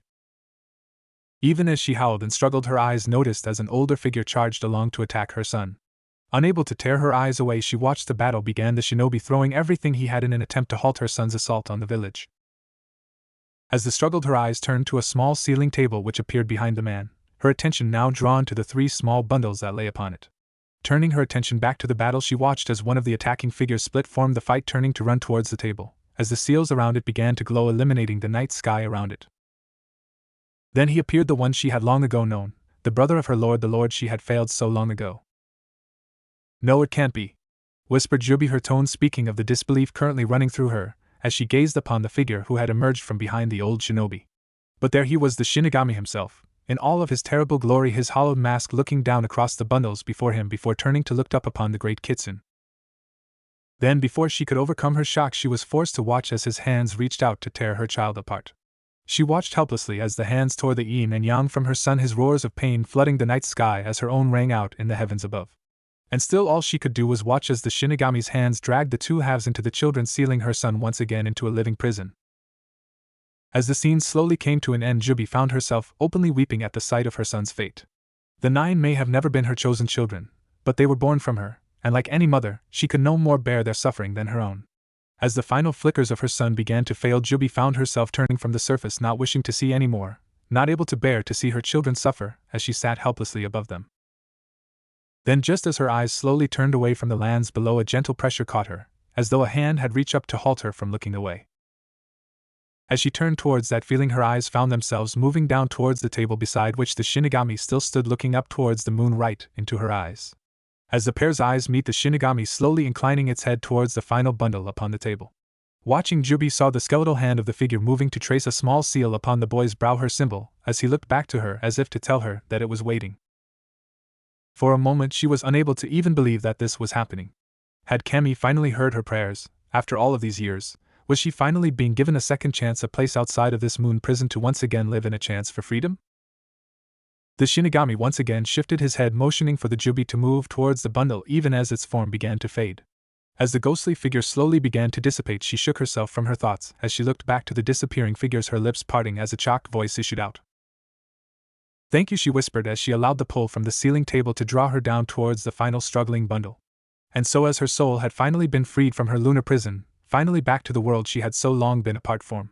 And so she found herself slipping gently into the final struggling babe who lay beside his siblings, a small look of peace crossing his face as the seal upon his head glowed faintly before fading. Flashback end. As Jubi shook herself from her memories, her attention returned to the small blonde still looking curiously at his reflection as she felt a small smile crossing her lips. Well, since you asked nicely, I guess we can meet face to face, spoke Jubi as she considered the how to go about handling the situation before her. Tell me, boy, do you know what a mindscape is?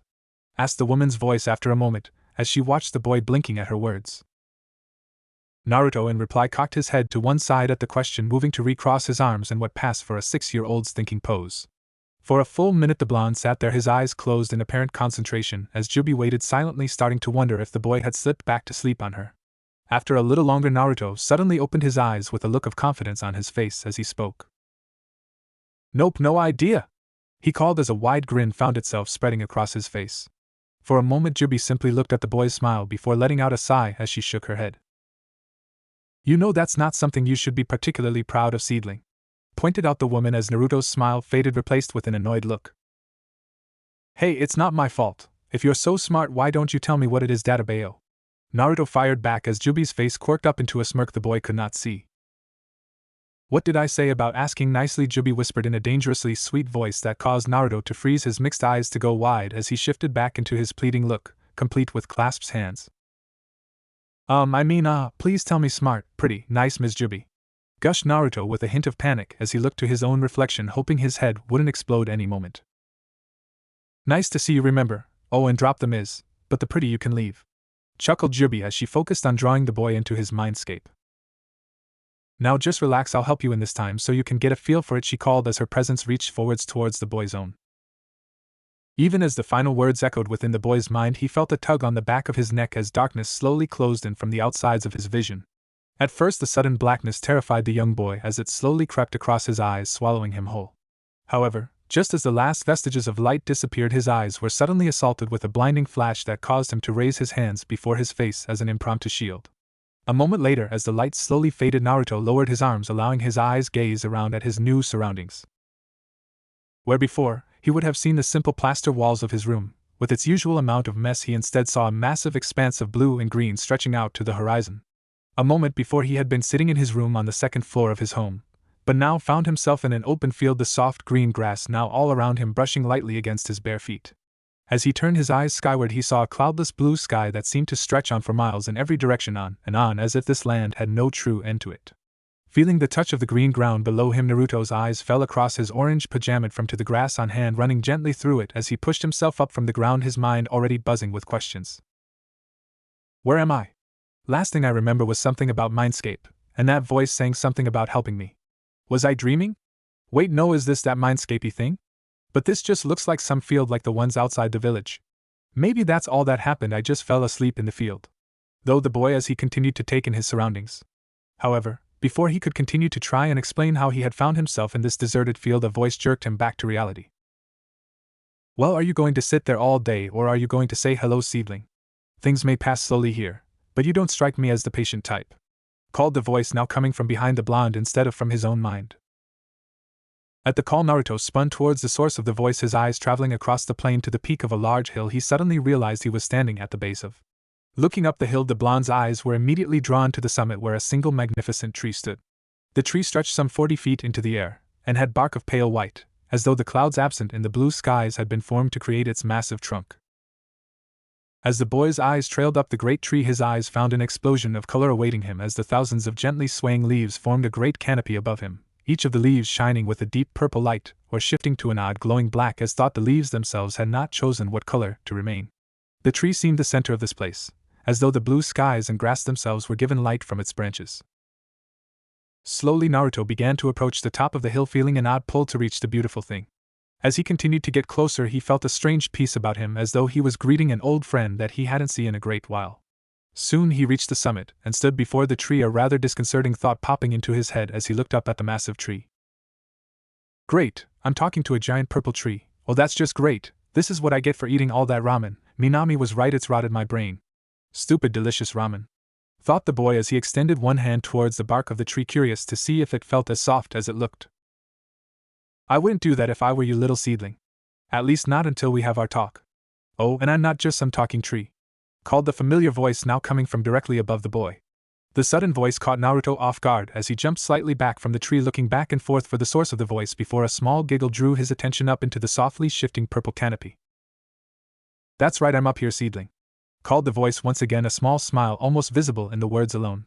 Looking up, Naruto's eyes fell upon the outline of a figure he could barely see against the tree, his eyes squinting to get a better look. As if in answer to his desire, the figure began to descend slowly from above one of the branches, bending to accommodate its passenger, as the pair moved steadily towards the blonde boy. As the branch came closer, the figure sitting upon it slowly came into clearer focus. She sat gracefully upon the branch, one hand draped lightly over her lap while the other held the side of her living transport, figures draped lightly over the silken branch. Her hair was the same shade of purple as the leaves of the tree and seemed to glow with the same simple radiance as the tree as it fell about her shoulders, waving gently as she gazed down upon the boy. Her skin was porcelain white like the bark of the tree itself, covered in a simple kimono that lay upon her, adorned with the pattern that mirrored the falling of leaves. Despite the simplicity of the dress, it somehow seemed to only intensify her beauty, as it curved gracefully around her form, accenting her beauty and strength in equal proportions. However, despite this staggering image, what drew Naruto's focus was the woman's face. The gentile heart-shaped curve set between the waves of her purple hair turned towards him as a smile played across her lips. But even this was not where the boy's gaze sat. His gaze fell only upon her eyes, her unearthly eyes. They glowed pure black, as though one were looking into a night sky that had yet to give forth any stars.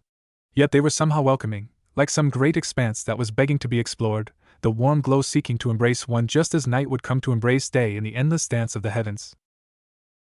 "Well, my little seedling, what do you think? Not too bad for a woman that has been trapped in the moon for the last 1,000 years. Called Jubi, as the branch finished its decent settling before Naruto, as Jubi rose slowly from it, her bare feet alighting upon the grass as she looked down at the boy who now came only to her waist. "Wow," whispered Naruto as he looked at this woman, lost for words at the woman who had literally just descended from on high. All he could do was look at her in silence for a few moments, as he took in her image, noticing the small smile upon her lips growing into a slightly amused expression as her eyes crinkled near their edges. "I know I'm amazing, seedling, but if you're just going to stare at me all night, then I'm afraid we won't get much accomplished," giggled Jubi as she brought one of her hands up to push a few stands from before her face as Naruto seemed to shake himself out of his stupor. Sorry. It's just I've never seen anyone with eyes like that before," said Naruto, looking down at his feet in an attempt to hide the blush at being caught just staring at the beautiful woman. I suppose you haven't at that. No one has seen my eyes since Kami himself sent me down to your world to guard his fruit upon my branches. Well, that stupid woman and her son saw them too, but I don't like to count them," remarked Jubi as she, adopting a simple thinking position, one hand raised to tap ideally at her smooth chin. "Who?" asked Naruto, turning his head on his side and once again adopting a confused expression as he looked at the woman before him. "Fruit, Kami, what are you talking about, pretty Jubi?" asked Naruto, remembering to add the little tick to the woman's name, drawing a small smile to her lips as she looked down at him. "I guess I'm laying a bit too much on you at the moment. This is our first meeting after all. Let's start over," said Jubi as she bowed slightly, as a lady of the court might, her eyes never leaving the boy before her. "My name is Josie, I know, Jubitsuri, but you may call me Jubi. I am a warrior of the heavens, and have been imprisoned in the moons for the past 1,000 years. You may also know me as the mother to those you call the tailed beasts," finished the woman as she rose, Naruto blinking up at her for a moment before rushing to bow as well. Oh right, well, I'm Naruto Uzumaki Namikaze, son of the 4th Hokage and soon-to-be greatest ninja of Konohagakure Databayo," he said, glancing up to Jubi, who reached out to pat his blonde head, slightly nodding down at him. "Well, it's nice to finally meet you, Naruto. We'll have to work on your matters later, but for now let's get to why you're here," spoke the woman as she moved over to rest herself against the tree. Naruto soon moved after her, settling himself before her so that he was looking up into her face as she fixed him with those blackened eyes of her again. Josie, I know, Jubitsu Tsura," started Naruto as Jubi let out a small chuckle, waving him off. "I told you, seedling, just Jubi. I never liked the whole title anyway," called the woman as Naruto nodded, smiling as he looked around himself again. "Okay, up, Jubi, where are we?" asked the blonde as Jubi looked around them at the open field with a small nod. "Well, this is a place in your mind, Naruto. Kind of like a room in your mind that I've organized to suit me," explained the Jubi. Seeing the confused look on Naruto's face, she continued. "Think of it like a little vacation home I just set up here. I can assure you that it won't harm you at all," smiled the woman as Naruto seemed to be satisfied with her words. "Oh, okay then," replied Naruto, a little loudly, a smile upon his face as he accepted the woman's words without a second thought. "My Kami, this kid is so innocent it's almost scary. He'll have to realize at some point it's going to get him into a world of trouble." Though I suppose that is the problem that led him here, isn't it? Thought Jubi as she let out a sigh, focusing back on the boy blinking up at her. Naruto, since I'm living in your head, I was thinking that I could do something for you. Like a way to pay you back for letting me say her. How would you like that? Asked the woman in an offhand way that nonetheless caught Naruto's attention, as he seemed to vibrate slightly at the prospect. Really, what do I get? Is it a cool superpower, or the extra chakra like my sisters? You said you were the tailed beast's mom. Does that mean I'm a Jinchuriki like my sisters? Hey, does that mean that I'll get training from my parents now just like my sisters? Does it, Ms. Jubi? Naruto called, firing question after question in that way only an excited child could. There were many things that Jubi was prepared for. An excited 6-year-old that was on the equivalent of a sugar high with the attention span of a gnat was not one of them. While there, seedling, hold on for a moment, I can't answer you if you never stop asking now, can I? Asked Jubi with an exasperated shake of her head. This caused Naruto to slap both his hands over his mouth in an over-the-top manner, as if to completely stop all sound from escaping from his mouth, as he looked worriedly towards the woman. Better. She chuckled as she looked over the boy before nodding slightly, as if deciding something. Now I guess I'll start with the question of chakra. I'm afraid that I don't really have any more chakra. You see, when a certain man, here she adopted an annoyed look, who we will just call Deadbeat, took my chakra from me. He used all of my power combined with my ability to give life to chakra in order to create the tailed beasts. So my power is in all of my children, like my youngest that is sealed into your sisters. Explained the purple-haired woman as Naruto gave her another puzzled look. Who but my sisters have the Kyuubi, the 9-tailed fox? Said Naruto, quirking his head to the side as he looked up into the woman's black eyes. Yep, that's my youngest, always trying to show he is the best of his siblings by flaunting his power, silly little boy. She said more to herself than to the boy, shaking her head slightly as she spoke. Anyway, the point is that I'm afraid I don't have any chakra to give you. But you are still a Jinchuriki, just not like your sisters. She finished her words, causing the boy before her to deflate slightly at her words. For a moment Naruto felt the happiness that had slowly been growing within him faltered as his hopes of being like his sisters were dashed. That doesn't mean I can't do anything for you on the superpowers though, added Jubi, hoping to get the boy's spirits back up. The result worked a little better than she was hoping for, as it caused the blonde to leap up off the grass and start running around the tree yelling about how cool it was. Before Jubi could even begin to call him back, he was already rounding the trunk, coming back to stand right in her face, blasting off questions once again. Really, that's awesome. What kind of powers? Will I be able to fly? That will be awesome. Or maybe I will be able to get some cool ability like a bloodline, like some of the clans. Tell me, Jubi, please. What is it? PPPPLLLEASSSE? He asked, falling to his knees and looking at her with stars in her eyes, his little face showing so much excitement that Jubi found herself smiling despite her slightly annoyance at the boy's performance. Drawing in a deep breath, Jubi set her face into a stern look as she gazed across at the boy, who seemed to freeze at her gaze. Okay, Naruto, we can't keep doing this song and dance all night. If you want me to help, you will sit there and listen to what I have to say, or I can just let your head explode. Stated the pale-skinned woman as Naruto froze before nodding hurriedly. Yes, Jubi-sensei. Called Naruto, falling back and sitting excitedly before her, rocking slightly back and forth as he smiled up at her. Good, now I'm afraid I don't have a magic wand to wave to give you superpowers, but what I can do is give you the training so that you can use my abilities with your own chakra. Started the woman as Naruto nodded excitedly at her words. Now, before I get any farther, this would require you going through a long time of training, and it would require us to leave the village for a while, continued Jubi as Naruto blinked up at her. How long are we talking about? Asked the boy, watching as Jubi took a moment to think before replying. I would have to say at least 10 years to get the whole training done, but if you work hard, maybe just 8. What? 10 years? Are you crazy? I can't leave for 10 years. What about my family, my friends? What about my parents? They are going to start my training in a year. I can't just leave, shouted Naruto as he pushed himself to his feet, looking down at the woman who watched him, a small frown upon her lips. Poor boy, he is so worried about others that he is going to stunt his own growth just to make them feel better.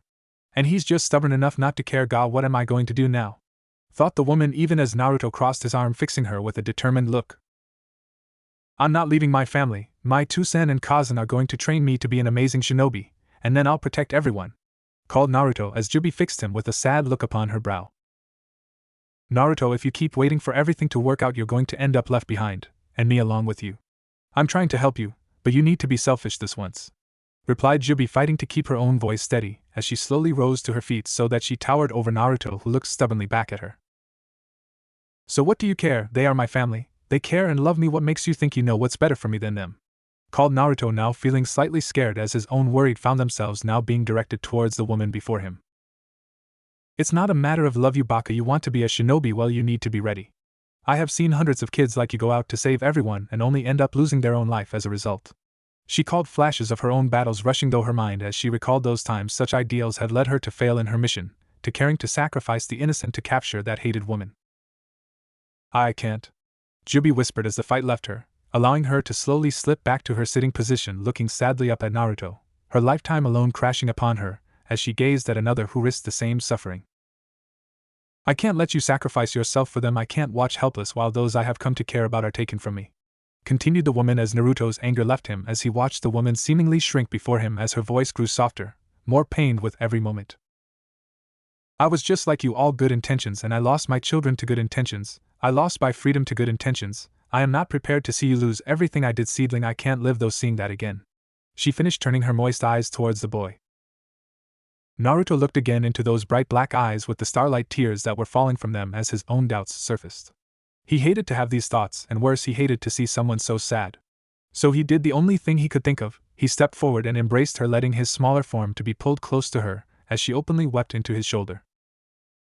It took a few moments for Jubi to regain her composure, and a little longer for Naruto to step back and allow her to right herself, rising to sit upon her branch once more, the small moist trails upon her cheeks still staining her beautiful face. I'm sorry I made you cry, Jubi, whispered the boy, looking into her face as he saw Jubi shaking her head slightly. No, Naruto, I'm sorry. I guess you are just like me after all, a couple of bakas. Smiled Jubi slightly as Naruto gave a small nod. Hi, two of a kind. Smiled Naruto, remembering one of the few phrases he had picked up from his godmother over the years. At his words, Jubi suddenly froze as her face slowly shifted into a smile as she looked back to the blonde boy before her. Well, maybe you aren't a baka after all, seedlings. I think you might have given me an idea how we can both win, she finished as Naruto gave her a puzzled look as she began to explain her plan to him. That night a decision was made that would rock the foundations of the shinobi world to their core, and from the hope of two bakas the world itself would find itself forever changed. Time skip. 2 years after that fateful night, within a simple classroom within the Shinobi Academy, a group of potential shinobi in Kunoichi sat listening with varying amounts of attention to the words of a man who stood before them, marking off notes on a wide blackboard. However, most were too distracted to listen as an odd little mantra permeated the entire classroom, drawing several eyes as the steady beat continued. Board thud, board thud, board thud, board thud, board thud. Continued the steady beat, drawing more and more eyes as it continued. The source of this mantra being a particular orange-clad, blonde-haired boy who sat in the back of the room, where he was banging his head against his desk while droning on and on like some broken metronome. Already his seemingly continuous banging had attracted the attention of a large majority of the class, and even he, Chun-Nin, instructor himself. God, is that baka ever going to stop? He is messing up the lesson again, thought a pink-haired girl, looking back towards the front of the room as she tried to focus on the lesson.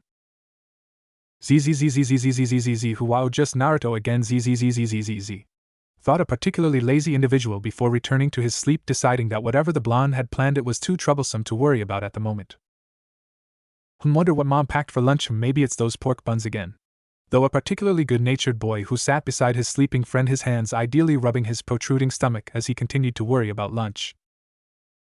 Maybe if I show I'm strong like Itachi-san, I won't have to sit through these lessons anymore. If he doesn't stop that pounding, Hokage-san or not, I'm going to hit him with my fireball, thought a black-haired boy who had a desperate urge to prove himself to everyone, his eyes narrowing back towards the titular blonde. I swear if he doesn't stop that pounding, I'm going to hop in his head and make him run around town in a dress, schemed a blonde-haired girl within her mind from where she sat beside her pink-haired friend. Maybe mom will let me bring Akamaru next time, at least then I will have something to do during these classes. Naruto's right, this is so boring, thought a feral-looking boy as he ideally scratched at one red-fanged cheek. Buzz, yes I know, buzz, don't worry, I'll be ready for it, a heavily clocked boy whispered as he continued to silently converse with the insects inside of his body. Haha, Oni-chan always does know how to sum up sensei's history lessons. Silently giggled Naruto, her hand moving up to cup over her mouth as she smiled around at her sister, who seemed less amused about the situation. Baka Oni-chan, if you don't pay attention you are never going to get any stronger, thought an exasperated Minami, who shot her older sibling an annoyed look. Naruto-kun, you need to start listening or you aren't going to be able to pass.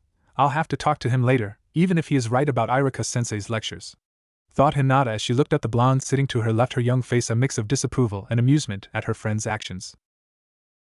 Board thud, board thud, board thud, hhhhhhhh, shouted Naruto as he suddenly burst into movement, leaping onto the top of his desk and as he slammed both his hands down into the baggy pockets of his orange jumpsuit. Every person in the class except for one particular sleeper now turned their attention towards the boy as he made his declaration. Boredom must die, die I say, death to boredom, roared the blonde as his hands re-emerged from his pockets, an almost manic smile now plastered across his face. As everyone's eyes saw that smile, a feeling of dread fell over them so that they almost failed to notice the two bright orange objects that Naruto had grasped in his hands.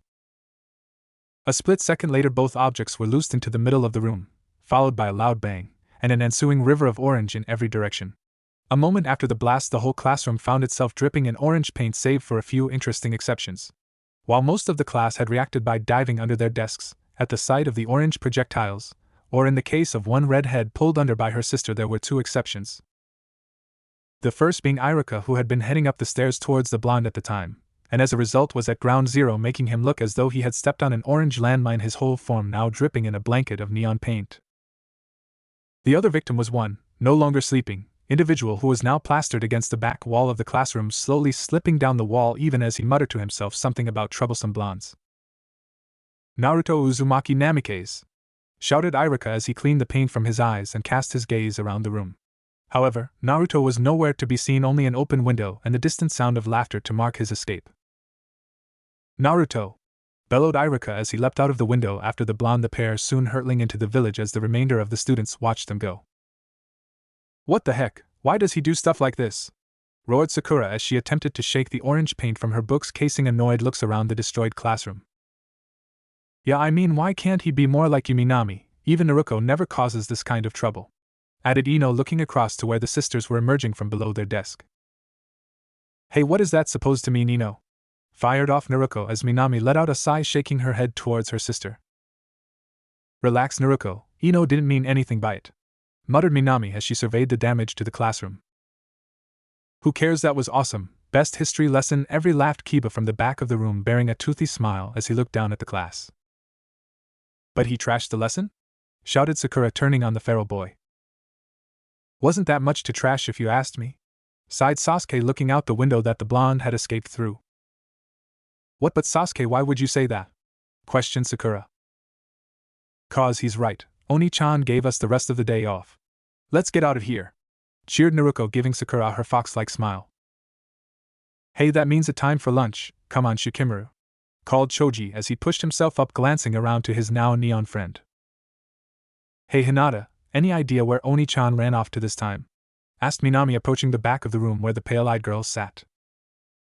Sorry Minami, I don't. We were going to meet up later for Hanabi and Mito to play, but that wasn't supposed to be until after class, replied the girl, watching as the redhead before her let out a sigh. Oh well, come on Minami, let's go find Kazan and get in some training, called Naruto happily as she moved towards the door, Minami turning away from Hinata and following after her. Okay Naruto, called Naruto, falling in behind her as the two moved out of the classroom. Meanwhile, within the village streets, the titular blonde was currently sprinting at top speed down the road, perused by a bright orange Iruka, the pair drawing several eyes as they darted around food stands and pedestrians alike. Ha, take that ninja history, you can't stop me now, laughed Naruto inside his mind as pair of voices added their own comments to his situation. Yeah, that was awesome, man, did you see the looks on their faces? Cheered an excited voice from within Naruto's head, causing the blonde to grin wider if that was possible. I swear Naruto, you never fail to amaze, do you, my little seedling? Added Jubi, a small giggle joining the happy laughter of the pair. Yeah, I know I'm awesome, thought Naruto as continued his race deeper into the village. Naruto! Shouted Iruka again, causing Naruto to shake himself back to reality. Oh/oh/oh, said all three voices at the same time. Come on legs, don't fail me now, shouted Naruto as he upped the pace. At the same time, a few blocks ahead of the pursuit, a red-headed woman dressed in a simple blue kimono was looking at the food in a stall, while also keeping an eye on the little redhead that was running around at her feet, smiling slightly to herself as she let her focus drift back towards that coming night. Now what should I make for dinner? Minato is coming home early to help with the girls, and Naruto is taking Mito to the Hyugas for a playdate, so I guess we could just go out. Kushina mused to herself as she moved back from the first stall, turning to continue her way down the street as her youngest rushed to keep up with her. As she moved through the market, her thoughts began to turn towards her only son, a small flicker of uneasiness accompanying her thoughts as they centered on the boy. It had been a little over a year since she had to ask him to hold off on his training yet again. With a small stab of regret, she remembered the look on his face when she had to tell him that the girl's training was not advancing as much as she had hoped, and that she was going to have him look after Mito while she worked with them. She wasn't originally thrilled with the idea, but Minato had reasoned that the sooner the girls were on the right track, the sooner they could focus on Naruto. After all, it was just one more year, no real harm there. She still had plenty of time, she continued to reason to herself as she watched her youngest moving ahead of her, giggling happily as she looked around the market. Besides, Mito and Naruto had bonded so close they were nearly inseparable whenever they were home, thought the woman, the sight of her youngest becoming another justification for her actions. Looking down, she smiled as Mito glanced up to her, violet eyes turning up into smiles that mirrored the one upon her lips. Her youngest was a mini her in every way, from her long red hair to her violet eyes. At the moment, the child was dressed in a simple white dress that made her hair stand out all the more as she bounced around below her mother, a little ball of energy just like she had once been and like her son still was. Maybe I can talk to Minato about training Naruto sooner. I mean, it's not like it would mess things up all that much, she thought to herself as her thoughts turned back to her son. Just as she was thinking about asking Minato about her son, she felt a tug on her arm, drawing her out of her thoughts and down towards her daughter, who at that moment was bouncing up and down on the balls of her feet, pointing down the road, her mouth opening in an excited cry. "Onaizen, Naruto-Nisan, over here!" called Mito, waving her free hand in the air towards the oncoming figure, her red hair waving behind her as she practically wiggled with excitement. "Naruto?" questioned Kushina, looking towards the road. Wait, shouldn't he be in class? What would he be doing in town now? Did class let out early? She thought to herself as her eyes focusing ahead to where a small commotion was occurring. Just as she saw her son coming into view, she heard his name being yelled across the village, getting louder even as he got closer. "Naruto, stop now and get back her and take your punishment," shouted Irika as he chased after the blonde. "You'll never take me alive, Irika. Your history lessons will not have me," fired back Naruto as he continued to sprint unknowingly towards the pair of redheads. At hearing the voices of the two runners, a visible tick mark appeared on Kushina's head as her hair began to stand on end. "Naruto, what did you do this time?" she thought angrily to herself. Mito, meanwhile ignorant to her mother's anger, was laughing and trying to pull her mother forward towards her brother. As Naruto closed the distance, he faltered at seeing his mother and younger sister in front of him, the red hair of his mother already waving dangerously behind her. "Oh, you are in trouble now," laughed the voice in his head. "It was nice knowing you, seedling. I will always miss you," echoed the Jubi mockingly. "What should I do?" thought Naruto worriedly as his fellow voices paused for a moment before responding. "Surrender," suggested Jubi. "Pray to Kami," offered the voice. "Won't work, I know, Kami, they won't get involved with this," replied the Jubi. "Crud, well then we are doomed," said the voice a moment before Naruto reached his mother, or more accurately Kushina reached him, as he found himself wrapped up from head to toe in a familiar set of golden chains. "Naruto Uzumaki Namikaze, what in the world are you doing out of class, and why is Irika chasing you through the village, and why?" Here she paused as she got a clear look at the bright orange Irika. For a full second Kushina simply blinked at the man before her anger cracked as another sound replaced her lecture. "PMFT. Hee, laughed Kushina as she gazed at the bright orange Irika, her anger escaping into a fit of giggles at the poor Chunnin's expense. Mito in the meantime had fallen onto the ground giggling at the poor man, while smiling at her older brother who still stood bound in his golden prison beside her. Irika, for his part, could only look down at himself for a moment before chuckling along with the rest at the whole situation.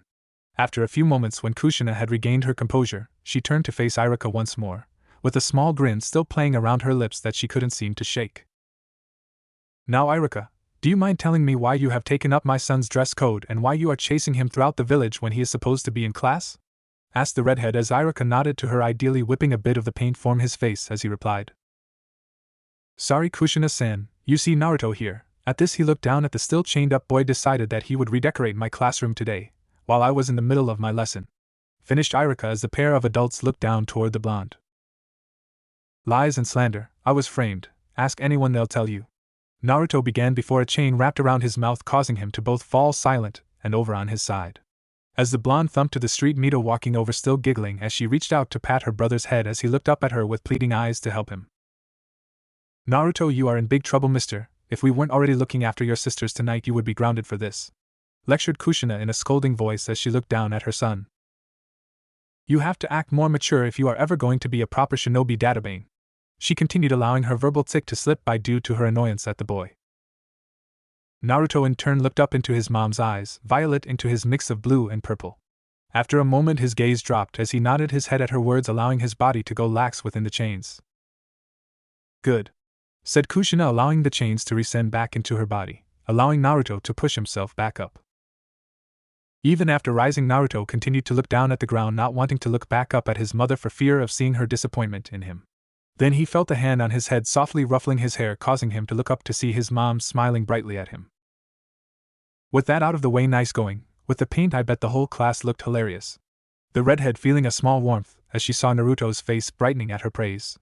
Even if she was angry at him for getting in trouble, her pranking nature could only be proud of her son's most recent action. He is so much like me, it's scary sometimes, thought Kushina to herself as she let her hand part from his golden locks. But don't go doing that again in class. She finished bopping him on the head for good measure.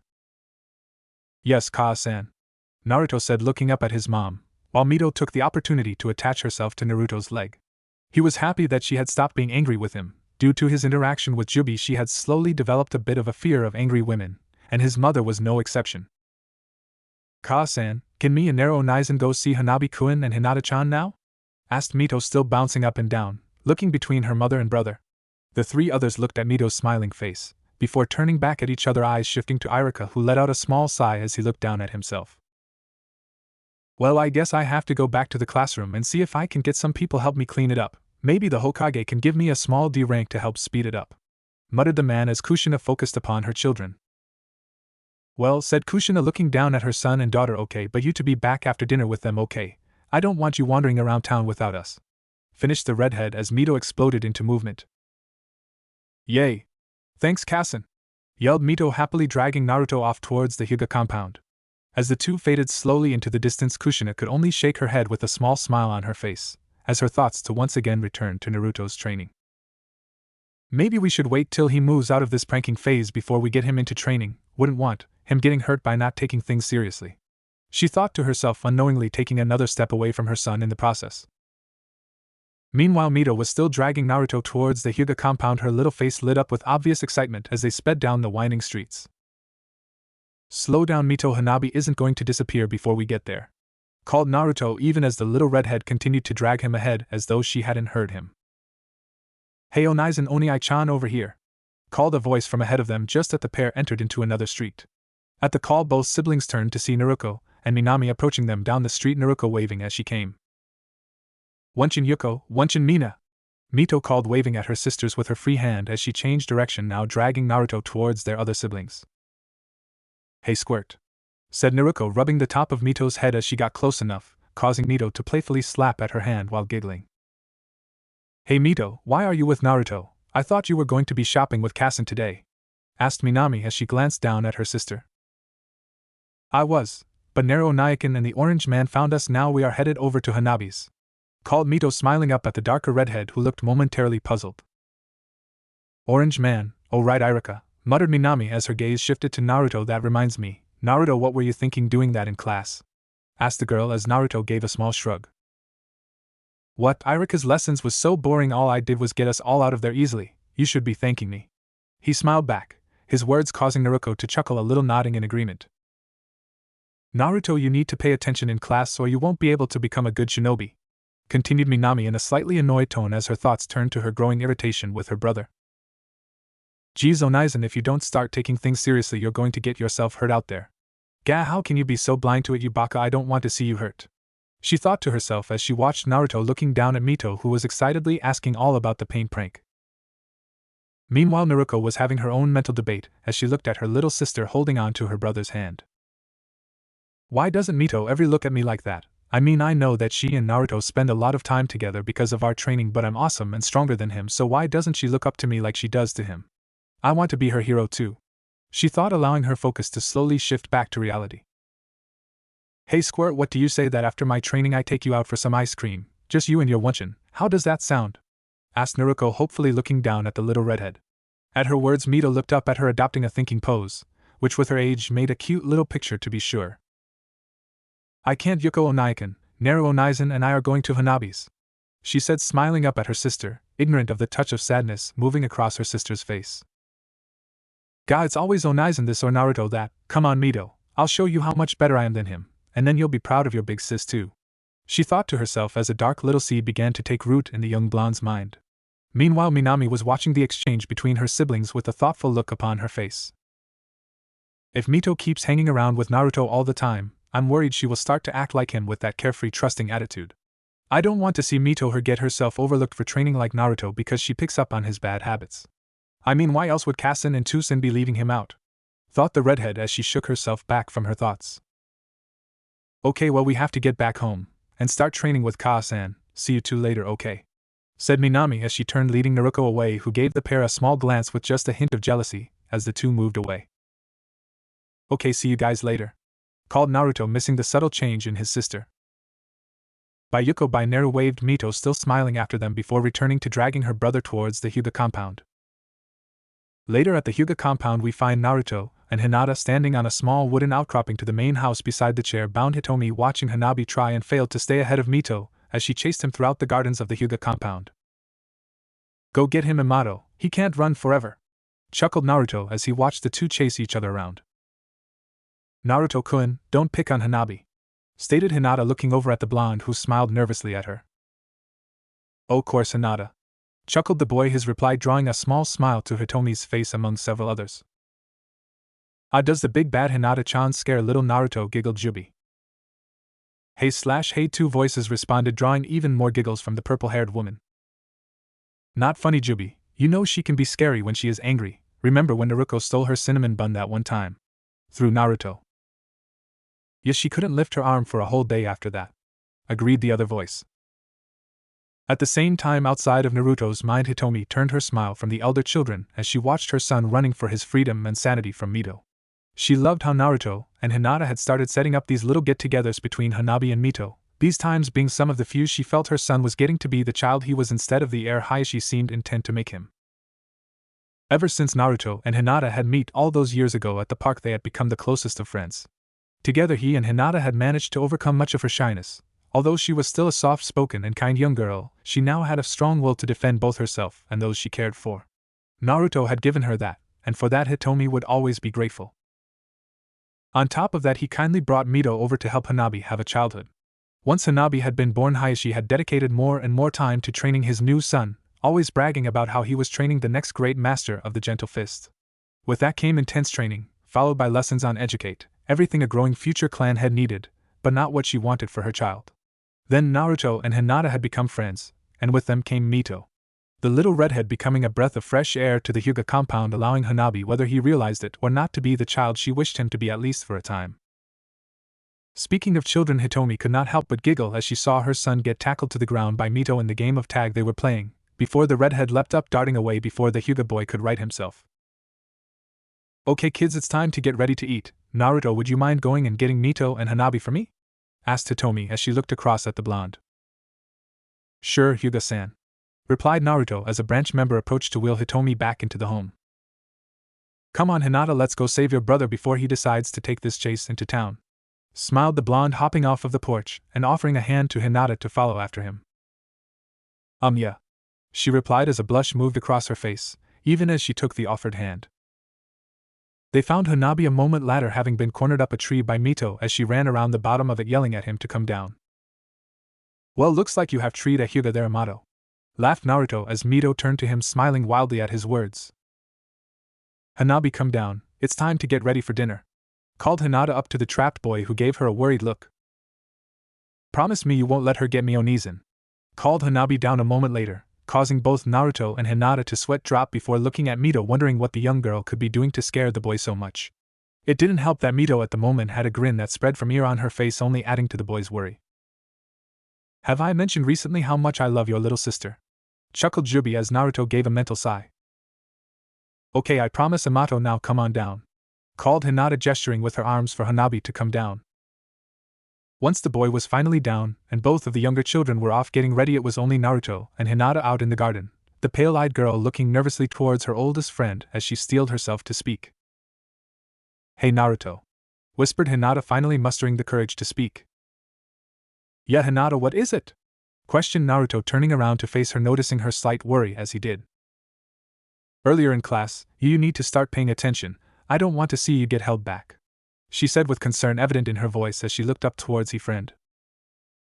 Don't worry, Hinata, I'm going to be the greatest shinobi of the leaf. There's no way I will get held back, Databeo, replied Naruto, raising one arm in victory as Hinata continued to look slightly worried. But Naruto, you need to work to get better. Why don't you go and ask your parents for training again? Asked Hinata, knowing that Naruto hadn't spoke of his family's training for months. At her words, Naruto seemed to pause for a moment, as though his mind had momentarily gone away before he focused back on her. Hinata, I've told you they have to train my sisters for now. I'll get my training, I just have to wait a bit more. Besides, Naruto and Minami need to learn to use the fox or they could get hurt. If that means I have to wait, then that's just what I have to do. Being selfish isn't going to help me get any better, he finished as he looked across to the girl, who still did not look convinced. Hinata could only frown slightly at her friend's words. Naruto seemed to trust his family so much that he wouldn't hear a word against them. It made her worry. Still, his parents were the Hokage, as well as a former A-class ninja. They had to know what was best, right? I guess, Naruto, but please will you promise me to train some, just so you're ready when it's time for their training? She said, looking full into Naruto's face, right into his eyes that so resembled the sunset ocean. Naruto found a little heat rushing to his face as he gazed back into her lavender-tinted eyes, his lips moving before his mind seemed to have any say in the matter. Okay, Hinata, I'll start working harder, I promise, and I always keep my promises, Databeo. He finished with his usual gusto, drawing a small smile to the girl's lips that caused him to smile all the more. Hey, tell her to join in, called Jubi out of nowhere. What, why? Thought Naruto in reply. Because I said so, Naruto, now get your butt in gear and ask her. Fired back Jubi as Naruto felt a small mental shove from the woman. But Jubi, why? I mean, sure, Hinata is great, but why have us train with her? Asked the other voice as he too received a mental shove of his own. Just do it, you knuckleheads, shouted Jubi as Naruto sprang back into reality, even as both he and the other voice nodded in unison towards the purple-haired woman. Hey Hinata, how about you train with me, just the two of us, so that we can get stronger together? Smiled Naruto, not even realizing what he sounded like to the poor girl. Naruto and I alone, together, out in a secluded training field, where we might eat, thought Hinata, her mind taking a hard right turn before she knew it, and with that the poor girl fainted, falling face forward into the unsuspecting Naruto. As a result, Hinata Hyuga unknowingly took the blonde Uzumaki to the ground with her, now pressed beneath her small form. What she would also did not know was that the way she had fallen, she had unintentionally given her first kiss to Naruto at the same time. Hinata's lips soft were Naruto's last thoughts before he too fell into unconsciousness at the sudden contact. Aishidea, added the voice as it too fell silent. This left Jubi alone to nearly fall out of her tree, laughing at the whole situation. I freaking love these kids, she laughed even as she continued to roll around in the shade of her tree. Facing your fears. As the first rays of light crested over the horizon, they found themselves falling across the slumbering village of Konohana, slowly illuminating the Hokage monument, as well as the orange-clad figure that stood astride the top of the third Hokage's head. The blonde figure stood silently gazing down upon the village as the first rays of the new day began to reach across it. The last 4 years had been trying for our young hero, yet despite the hardships he had managed to persevere in the face of what his life had slowly become. As his eyes scanned the village below, he was able to make out in the distance the rooftop of his own home, where no doubt at this very moment his sisters and parents were just rubbing the sleep from their eyes and preparing for the day ahead of them. As his thoughts turned towards his family, he could not help feeling a sense of regret at the last 4 years he had spent with them, and all the times he had been forced to let himself fade into the backdrop of their lives. But such was the cost of his conviction, his faith. Flashback. It was now the triplets' 9th birthday, and Naruto was practically bouncing off the walls with excitement. It was finally time. He had waited and waited, but he was finally going to get to start his training with his sisters. As he hurried to throw on a simple set of orange pants and a white t-shirt with the Uzumaki swirl in bright red on the back, he glanced around to see his own smiling face looking back at him from the mirror across from him. A blonde boy looked back at him, both swirling blue and purple eyes turned up with his lips into a look of excitement.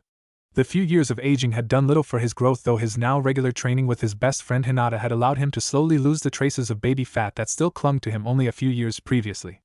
Aside from this, the only real change to come over him was the gradual lengthening of his hair, so that it now sat much like his father's, the spiky mess waving around his head as his face looked unhappily at his reflection. Today's the day. I'm going to start up my training and become the greatest shinobi that the Leaf has ever known, Databeo. The blonde practically roared within his mind as he finished pulling on his clothing just as a voice he knew well spoke for only his ears. Yes, we heard you the first 100 times, seedling. Though knowing you we're in for another 100. Responded Jubi, shaking her head even as a small smile played across her lips. Naruto had not been the only one to be looking forwards to this day. She had sat with just as much anticipation all year while helping to guide her young host. Ideally, her thoughts turned to why she privately prayed she was wrong to doubt his family even as flashes of the blonde boy's life availed themselves before her midnight eyes. Over the past year she had watched helpless to do more than comfort him as he had seen his sisters surpass him in class, surpass him in ability, and surpass him in the love of his parents, each another wound to the boy's heart. He may have been able to fool his parents, even his sisters, but Jubi knew that the boy was tearing himself apart inside over slowly falling away from them, and along with that pain grew another's anger. Yo, we told you, Jubi, all we had to do was wait, and now we're going to learn all of these awesome justice. Hey, don't forget to learn them well, we want to be the best ever. Called another voice from inside the boy's mind, also teeming with excitement at the coming training. Right. Well, let's go. Called the exited blonde as he spun out of his room and into the hall beyond, starting down the stairs before his bedroom door had a chance to close behind him. As Naruto reached the bottom floor, he turned towards the sitting room only to be nearly bowled over by a small red missile that slammed into his gut with an excited cry of greeting. Aniki! Called Mito as planted herself into his chest, turning her smiling face up at him as her red bangs fell across her smiling cheeks. Happy birthday, Aniki! Giggled the little red-headed terror, still smiling happily up at her brother, her little arms looped around him so that she hung slightly off of the wooden floors of the landing. Hey, Mito! Naruto responded as his breath returned to him, ideally reaching down to return the embrace of his youngest sister, causing her to let out a giggle as she pulled herself closer to him. So Mito, where is everyone? The party is going to get started soon. Asked the boy as Mito pulled back from her death grip on him, blinking a pair of violet eyes up to him as she adopting a thinking pose. Naru and Mina Nizan are still getting ready, but Kassen and Tusan said they needed private time and I had to wait out here. Replied the girl, finally allowing Naruto to slip out of her grip so that the little redhead now stood before him, still smiling as she looked up at him. Wonder why they didn't want Mito with them, must be something really important, thought Naruto as he allowed himself to be slowly pulled forwards into the sitting room, passing down a small hall, the walls covered in smiling photographs of the family in various states of happiness. I say we go and check it out, maybe it's about our training or about some cool secret mission, called the other voice within the boy's mind as its partner voiced her own opinion of the news. I guess it wouldn't be a horrible idea to take a quick listen. After all, you are going to be a shinobi, and intelligence gathering is going to help you out in that regard. Jubi added, her tone hinting at a bit of curiosity herself. Great, then Operation Eavesdrop is a go, Naruto thought, allowing a look of mischief to spread across his face as he arrived in the sitting room, his gaze traveling over to the hall that leads to his parents' room. But first, how to distract Mito. She may be many things, but silent was not one of them. Heck, that was one of the few reasons that Hanabi was still able to give the little girl the slip. That, and he had managed to activate his Bikugan at the amazing age of 3 thanks to her constant concussive greetings. Hayashi had been so pleased at his son's accomplishment, he had spent the following week bragged it was due to his excellent training, and showed how well Hanabi was suited to the position of future heir to anyone who would listen. Meanwhile, Hitomi, Naruto, and Hinata had chuckled knowing he had only activated it in an attempt to escape Mito's chasing him one day during their games of tag. The memory of Hanabi suddenly throwing himself to the ground as Mito fly clear over him into one of the garden's ponds still brought smiles to the three's faces when they recalled the small boy's excitement as he looked up to see the socked girl turning to him, a look of surprise plastered across her face along with her matted red hair. Hey Mito, could you wait for me out here? I'm going to go check on Kazan and Tusan, but I'll be right back, promise. Smiled Naruto as Mito turned to blink up at him for a moment. At his words, Mito's face slowly took on a pouting look, her little arms crossing before her as she looked up at the blonde. Well, I don't think she's too interested, seedling, chuckled Jubi as Mito slowly dropped her arms. Okay, Aniki, murmured the little girl as she made her way over to pull herself onto the couch. As she began to heave herself onto the cushions, she felt a pair of arms helping her up, turning to see Naruto smiling softly down at her. Despite herself, Mito found a smile working across her face as she soon was back to her smiling self as Naruto stepped back. Okay, Aniki, but you better be right back, called Mito, her voice once again carrying a happy tone as she suddenly became interested in adjusting her white party dress. Same old Amato, chuckled Naruto to himself, as he made his way down the hall towards his parent room as quietly as he could, sliding forwards until he stood just outside their room. Pressing his ear to the wall of the room, he was just able to make out the sound of voices from inside. So Minato, what do you think we should start Naruto on? I was thinking of starting him with taijutsu, or do you think chakra control would be better? Asked Kushina from where she sat facing her cabinet mirror, fixing her hair so that a single red ponytail fell forward over her chest, framing the back of her head in an elegant cascade of silken hair. What was that, Kushina? Called Minato from the connecting bathroom as he stepped out, one towel wrapped around his body while the other was currently being used to dry his hair, muffling his reply slightly. Turning with a slightly annoyed look on her face, Kushina saw as the towel dropped from her husband's head as she repeated her question. I said, what do you think we should start Naruto on now that his training is going to get started? Asked the redhead just as Minato was turning towards the armoire that held his clothing. As her words fell across the small gap between them, Minato came to a halt as his blue eyes slowly widening as he bit back a silent curse. In truth, he had been dreading this moment ever since he had said to hold off the boys' training the previous year, and from that dread he had allowed his time to run out. Now he stood here on the very day his dread only matched by the cold reality of what now faced him. He could only hope that his wife would see things his way and that maybe his son could forgive him for what he was about to do. Swallowing slightly, Minato turned to face his wife, his face set even as his mind recalled that fateful day, knowing that since then that this day would come. Flashback. It was the day of his children's 5th birthday, 5 years since he had been given the 3 greatest gifts he could ever imagine. Smiling slightly to himself, the blond man's eyes drifted over a happy photo of his family, the children standing around their seated mother, as he looked over them all looking out happily from the glass frame. Shaking himself slightly, Minato turned back to his work, eager to get through the reports on his desk, glancing every once in a while at the 2 shadow clones that were also digging through the paperwork that had accumulated, hurrying to get done so he could be with his family. Note to self: thank Kushina again for suggesting shadow clones, he smiled to himself. As we watched the work progress, eyes glancing to a clock that hung across from him showing the hands just striking noon.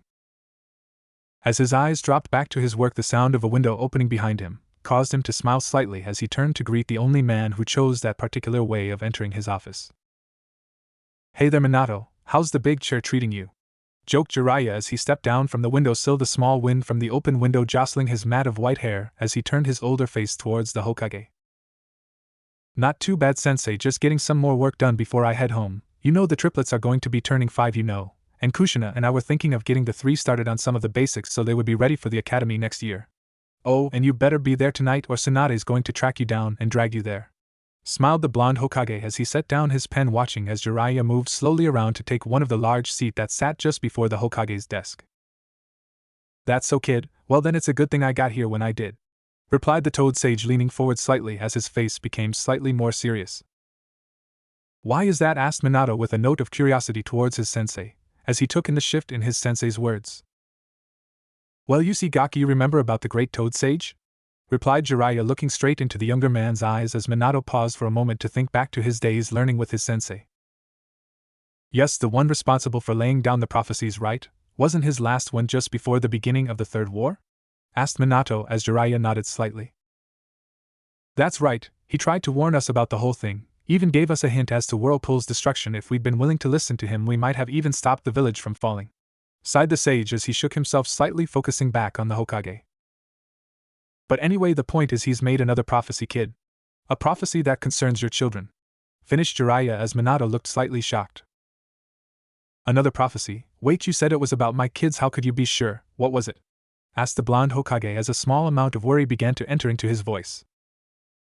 Easy, kid, the prophecy said a great evil will descend upon the ninja world, and that two who share a great burden with the blood of my student, and the blood of the leaf will be the ones to determine the world's fate.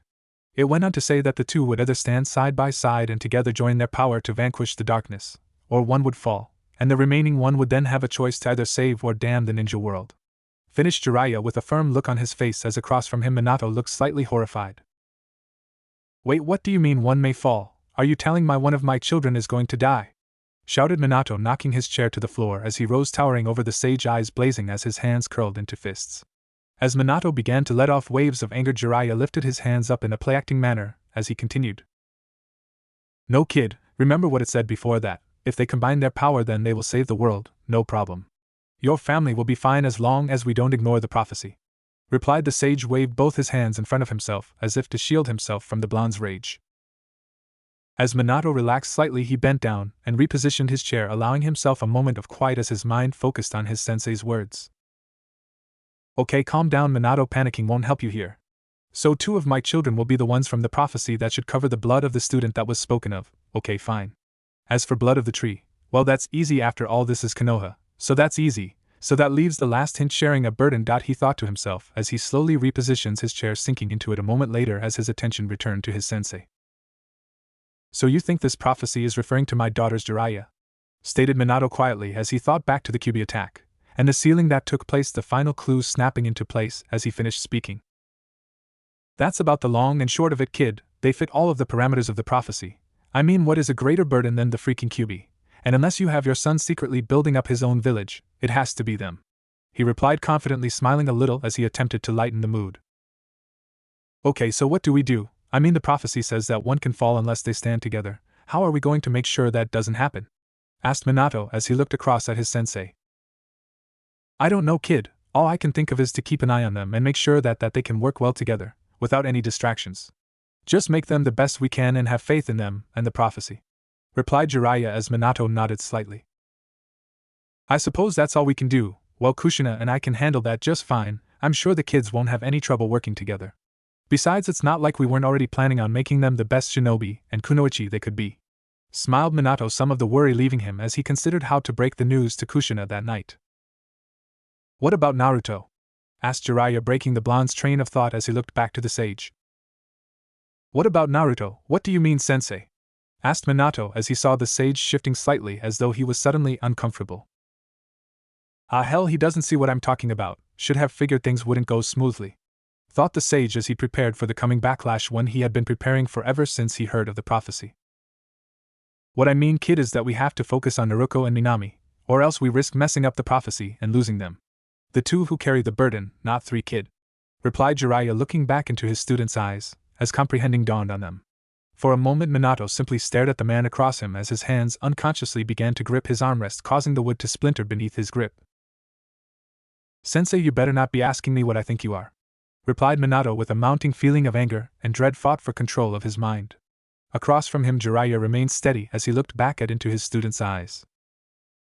Look, kid, this isn't going to be easy, but you have to think as a Hokage with this. If we risk your daughters, then we also risk losing the village. Hell, we risk the whole world. Whatever else happens, we have to make sure your daughters are ready for what is coming, replied Jiraiya, his tone almost hollow as he continued to speak. We have to make sure that Naruto and Minami stand together, and we can't risk messing that up. I don't have Naruto, Minato, and neither do you, but he could mess their training up even if he doesn't mean to. What if Naruto and Naruto started to get closer than Minami and Naruto? Those two are already so much alike, you can't tell me it couldn't happen. Or what if Minami and Naruto surpass Naruto? You know she takes longer to learn things than them. If he is part of the training, we risk too much, finished Jiraiya solemnly. So we throw him out in the cold. You're asking me to neglect my son for the sake of, began Minato as his voice rose into an angry cry that was cut short by his sensei's own. For the sake of everyone, kid, including him, cut in Jiraiya, interrupting Minato and standing up from his seat. If this prophecy plays out and we lose one of your girls, we could lose the whole world. What will it matter if your son didn't feel left out if everyone dies? Damn it, kid, I don't like this either, but we have a choice, the world or your son, and I'm not going to lose the world for one kid who we would lose anyway, shouted Jiraiya as Minato felt his heart stopping as a flash of a flaming city light up his mind, the smiling faces of his family now haunted looks and all he loved forever lost to him. Minato could only look at the face of his sensei and realize what he was saying, his fear slowly worming its way into his mind as he felt the fight leaving him. What would it matter in the end if Naruto was happy if it cost them the world? Besides, it wasn't like he would abandon his son, right? It would just be training. He could always do it later once the girls were closer. No harm in waiting. The third left you to protect this village, and sometimes that means making tough decisions. You knew that when you put on that hat, you owe it to everyone in this village to do what is right. Though his eyes drifting down to photo on his desk, the smiles he swore to protect. Okay, Jiraiya, you're right. We will just have to make it up to Naruto once the girls are strong enough in their training, replied Minato sadly as he looked back into his sensei's face. I'm sorry, kid, I know it's hard, kid, but it will all work out. I'll be stopping by every once in a while to help train the kids with you. You'll see everything will be alright in the end. I promise, replied the sage as he smiled sadly. Neither man spoke for the next few minutes, the weight of what they had decided resting upon their shoulders. They were starting down a path with the intention of saving everyone they loved. But good intentions have often paved the way to the Shinigami, and this would be no exception. Flashback end. As the memories of that fateful day flashed before Minato's eyes, he steadied himself for the argument he knew was coming, his resolve as solid as stone as he pushed forwards intent on protecting his future. Well, Kushina, I have been giving it some thought recently, and I'm not so sure that Naruto is really ready to start his training with the girls, replied Minato, his words catching Kushina off guard as he blinked at him a few times before her eyes narrowed dangerously as they focused on Minato. Excuse me? She whispered in a dangerous tone, as she looked across at Minato, who had not looked away from her. Would you mind saying that one more time, honey? Because it sounded like you were asking us to hold off on training our son after he has waited for 2 years to start? After we promised that he could start this year. She continued, allowing her anger to flood off of her as she spoke.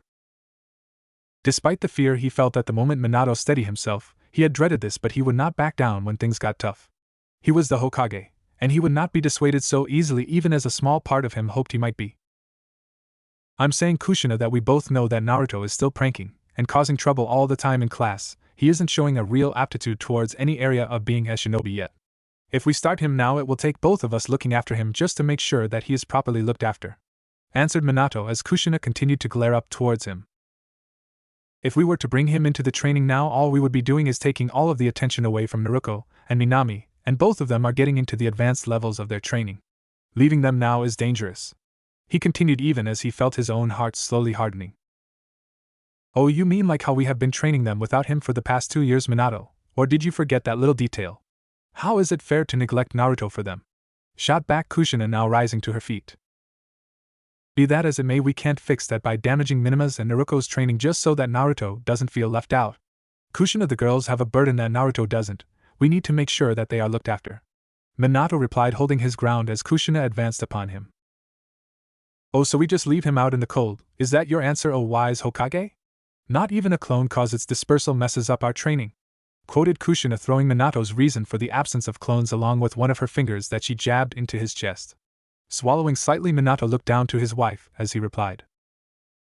Kushina, what happened to you when you were a Jinchuriki of the village?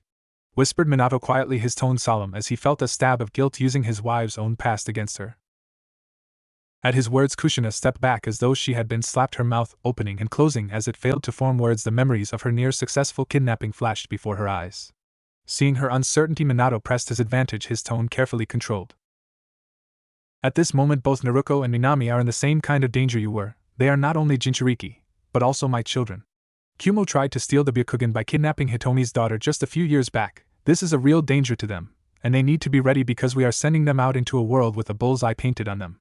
He continued as Kushina began to shake herself back to reality. Boo, but Kushina began to reply, only for Minato to press on. We can't risk them not being ready for this world we live in, even if that means that Naruto will have to wait a bit longer for training.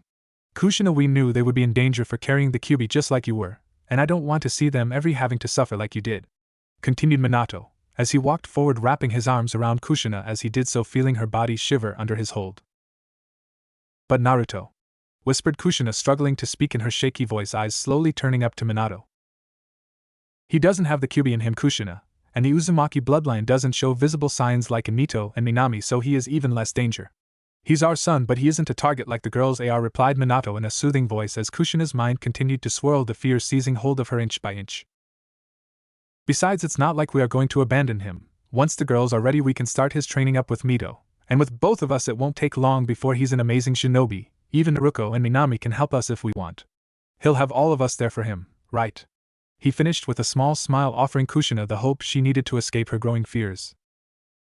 Promise me, whispered Kushina in a hushed voice as her shaking slowly died away.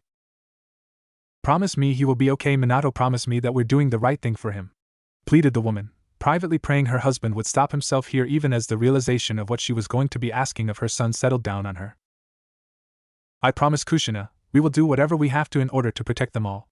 Now let's get ready for them. We have a party to attend after all, and we can't go ruining it for them by being sad, smiled Minato, not knowing that Naruto was just then having his world crumble down around him.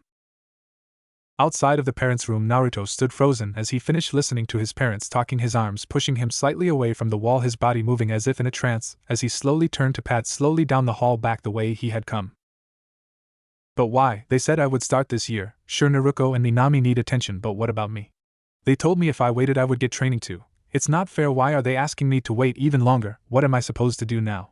Thought Naruto, as he slowly made his way down the hall, his feet soon crossing into the sitting room as his mind continued to swirl. Seedling, I'm so sorry. I know how much this must be hurting you, but you need to stay strong. The world's not always fair, but you can't let this beat you.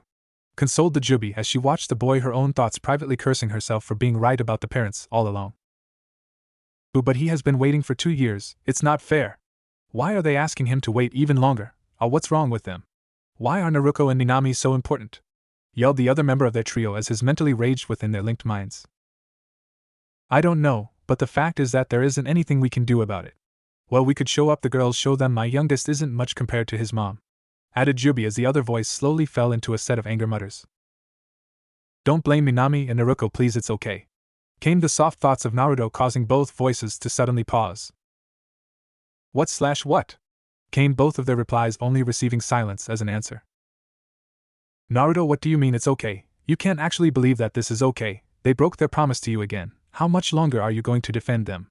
You can't keep letting yourself suffer for them, called Jubi with a hint and desperation in her voice that finally drew a reply from the boy. I'm not Jubi. This caught the other two speakers' attention. But I can't hate them for wanting to look after my sisters either, he continued as both voices fell silent. I know what they are doing isn't fair, but it's like you said, Jubi, life isn't always fair, and I guess I'm just not as important to them as my sisters are, replied the blonde, allowing small tears to form on the sides of his eyes. Seedling, whispered Jubi worriedly as Naruto shook himself, forcing his tears back as he spoke next. I won't let this beat me though. I will keep training to protect them, and keep my promise, even if I don't have their help, continued Naruto as he slowly began to pull himself back together. Maybe you should leave the village to train somewhere else, or hey, why not go and join another village? That would show them for treating you like this, suggested the other voice as Naruto shook his head in irritation. What, are you crazy? If I did that, who would look after me though? And what would happen if I did join another village, and had to fight Hinata, or my friends? And besides that, where would I go? I don't even know where the other hidden villages are, replied Naruto as the other voice fell silent. As much as I hate to say it, I have to agree with Naruto on this. If he were to leave, no doubt they would send shinobi to find him, and even if he did make it to another hidden village, that old Toad spy network would be able to find him and bring him back. That if they didn't just ransom him off back to Konoha, agreed Jubi as the other voice let out an angry huff. But he has to do something. They're abandoning him, argued the voice. I will, Naruto replied, causing his fellows to fall silent. I'll keep training with Hinata, and get strong enough to keep my promise. I'll even protect my family whether they like it or not. And when I do get my training from them, I'll show them just how strong I can be so that they will have to see they were wrong to leave me behind, finished the blonde as a small silence greeted his words. God, you're stubborn. Okay, then I won't fall behind either, so you better watch out, Naruto, shouted the voice as Naruto mentally nodded towards its source. Okay, Seedling, we'll do this your way, whispered Jubi even as Naruto blinked back to reality to see Mito seated between Naruto and Minami, all three laughing happily as the older pair messed with the tiny redhead. As his view fell on the three, Naruto felt a small smile play across his face despite everything he had learned. He may have been angry at his family at the moment, but it just wasn't in him to hate them. He loved them so dearly, and in a way that is why this most recent betrayal hurt the most. Ideally, his thoughts returned to something Kushina had once told him, of how being an Uzumaki meant protecting your family, even when you may not always want to. Smiling softly to himself, nodding as his thoughts turned to those words. He was Naruto Uzumaki Namikaze, and from now on, and he was going to show the world just what that meant. Flashback end. Now standing upon the Hokage monument some 4 years after that decision, Naruto Uzumaki stood looking down upon the village, his face with a look of grim determination as he drew in a deep breath of the new day.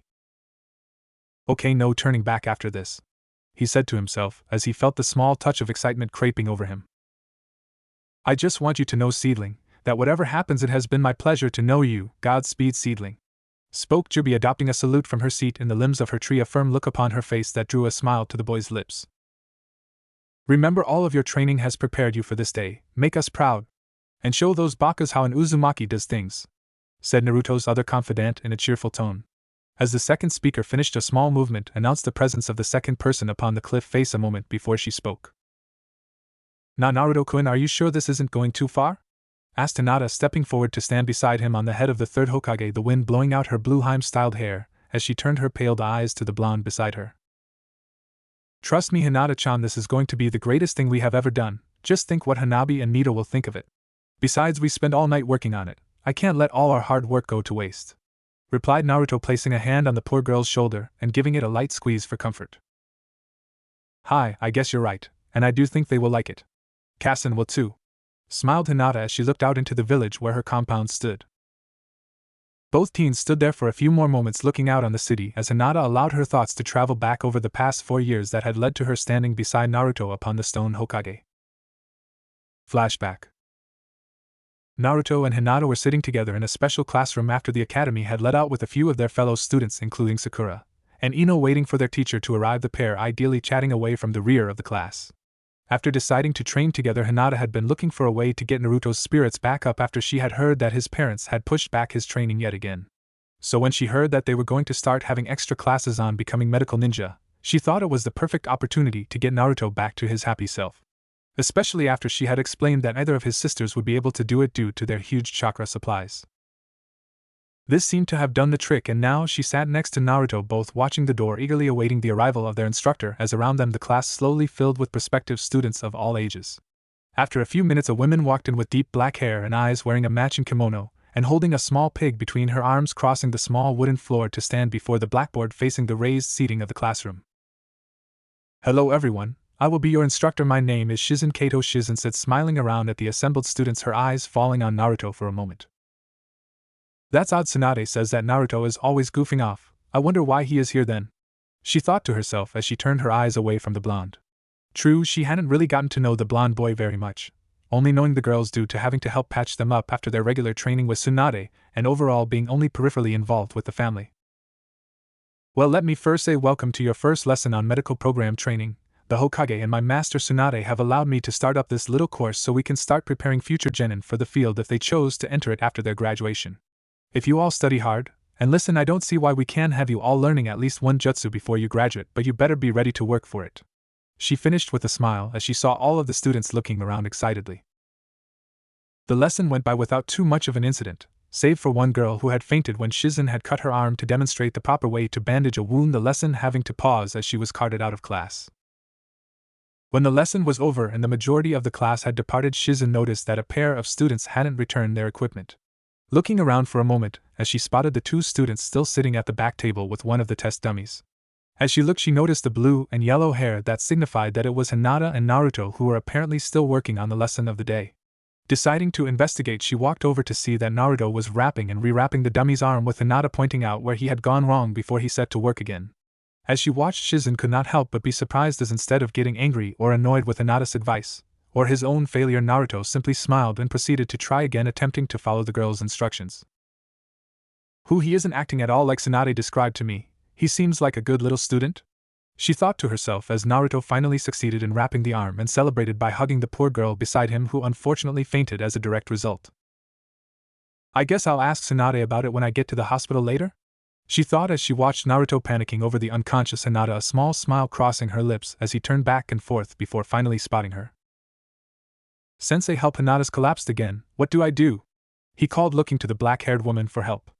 Letting out a small sigh at how clueless boys could be, Shizen moved up the steps of the classroom to stand before the pair before replying.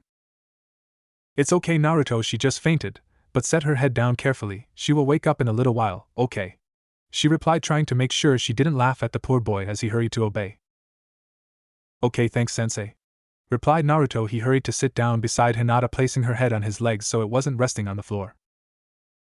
Shizen could only giggle at the picture they made as she left, thinking how the poor girl was likely going to faint again as soon as she realized where she had been resting. After that, Naruto and Hinata had continued to attend Shizen's lessons, becoming 2 of the top students in the class, only being outdone by Sakura. That pink-haired girl seemed to have a gift for the area and took to it like a fish to water. Meanwhile, Naruto and Hinata tended to have to put in more work, but were able to become competent enough so that as they approached their final year, both could boast at having some of the best chakra control of their grade. Thought that was not the only thing that both learned thanks to Shizen's instruction. During their final year, as the pair had once again found themselves staying after class, Hinata had noticed that Naruto was fidgeting slightly in his seat, while also glancing at her from time to time before turning back towards the front of the class, with a faint blush on his face. This confused Hinata, as it was very out of character for Naruto to not be his usual boaster's self, her mind wondering just what was happening with her blonde friend. Meanwhile, within Naruto's mind, another woman was addressing the same point, only in her usual subtle manner. Well, are you going to tell her, or are you going to simply keep acting like an Aburame stuffed your pants with their insects? Asked Jubi, looking at the scene with a huge smile on her face as Naruto continued to squirm. Hey, leave him alone, it's not that simple and you know it. Spoke the Jubi's only other source of communication, only succeeding in drawing a larger smile to the woman's lips. Yo, what he said? I mean, how do I even go and do this? She is my best friend. Asked Naruto, his worry showing just how confused he was about the matter he found himself in. You should have thought of that before you read that last chapter in that medical textbook Shizen let you and her borrow. Or at least before you asked me to explain what happens when a kunoichi and a shinobi love each other very much. Laughed Jubi, remembering how both of her listeners had gone bright red and fainted when it came to the part about male and female relations. Hey, shouted two voices, still embarrassed about that particular episode. How were we supposed to know that she was fainting because she was thinking about us? Shot Naruto. Yeah, I mean, we always just thought that she was sick or something, or suffered from fainting spells, added the other, as Jubi gave both a small sigh. And the fact that she only did this whenever you two were close together or accidentally said something embarrassing didn't tip either of you off? Seedling, you need to pay attention if this slipped by you. Chuckled Jubi with an air of superiority. At this, both the two gave up and opted to continue their little fidgeting game once again as they glanced once more towards the girl sitting beside them. Soon the end of class came and Naruto found himself and Hinata heading off to one of the training fields to do a little more work before heading home for the day. Even after they arrived, Naruto had still not worked up the courage to talk to Hinata, and his nerves were so shot that while practicing with the shuriken throwing he had one sail so far over the target that it flew off into the woods bordering the training field.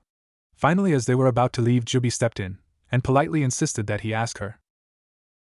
Naruto, either say what you are going to say or I am going to make it so that ramen tastes like the Uchiha's hair gel for the rest of your life. Shouted the black-eyed woman, having finally lost patience waiting for the blonde to say what he came here to say. This finally prompted Naruto to speak up. Hey Hinata-chan? He called out to her, as she finished throwing a kunai, turning back towards him. Yes, what it is, Naruto-kun? Asked Hinata while a blush began to form on her face. He called me Chan. Naruto called me Chan, thought the girl, smiling happily to herself as Naruto pressed on. Well, you see, I was wondering if you, what I mean is, I was wanting to know if you might, well. He managed with all the grace and poise of a drowning man. Just ask or I swear I will blow up this hollow thing you call a head right now. Shouted Jubi, knowing that if someone didn't give the kid a kick in the pants he might just blabber on all night and never get to it. Once again, she was the kick in the pants that Naruto needed. Hinata, I was wondering if you would like to go out with me sometime? Shouted Naruto as his anxiety and fear gave way, resulting in him yelling the question at her as though he was auditioning for a place as a human megaphone. Smooth, move baka, now half the village probably heard you. Came a mocking voice from his head as Naruto froze in horror at what he had done.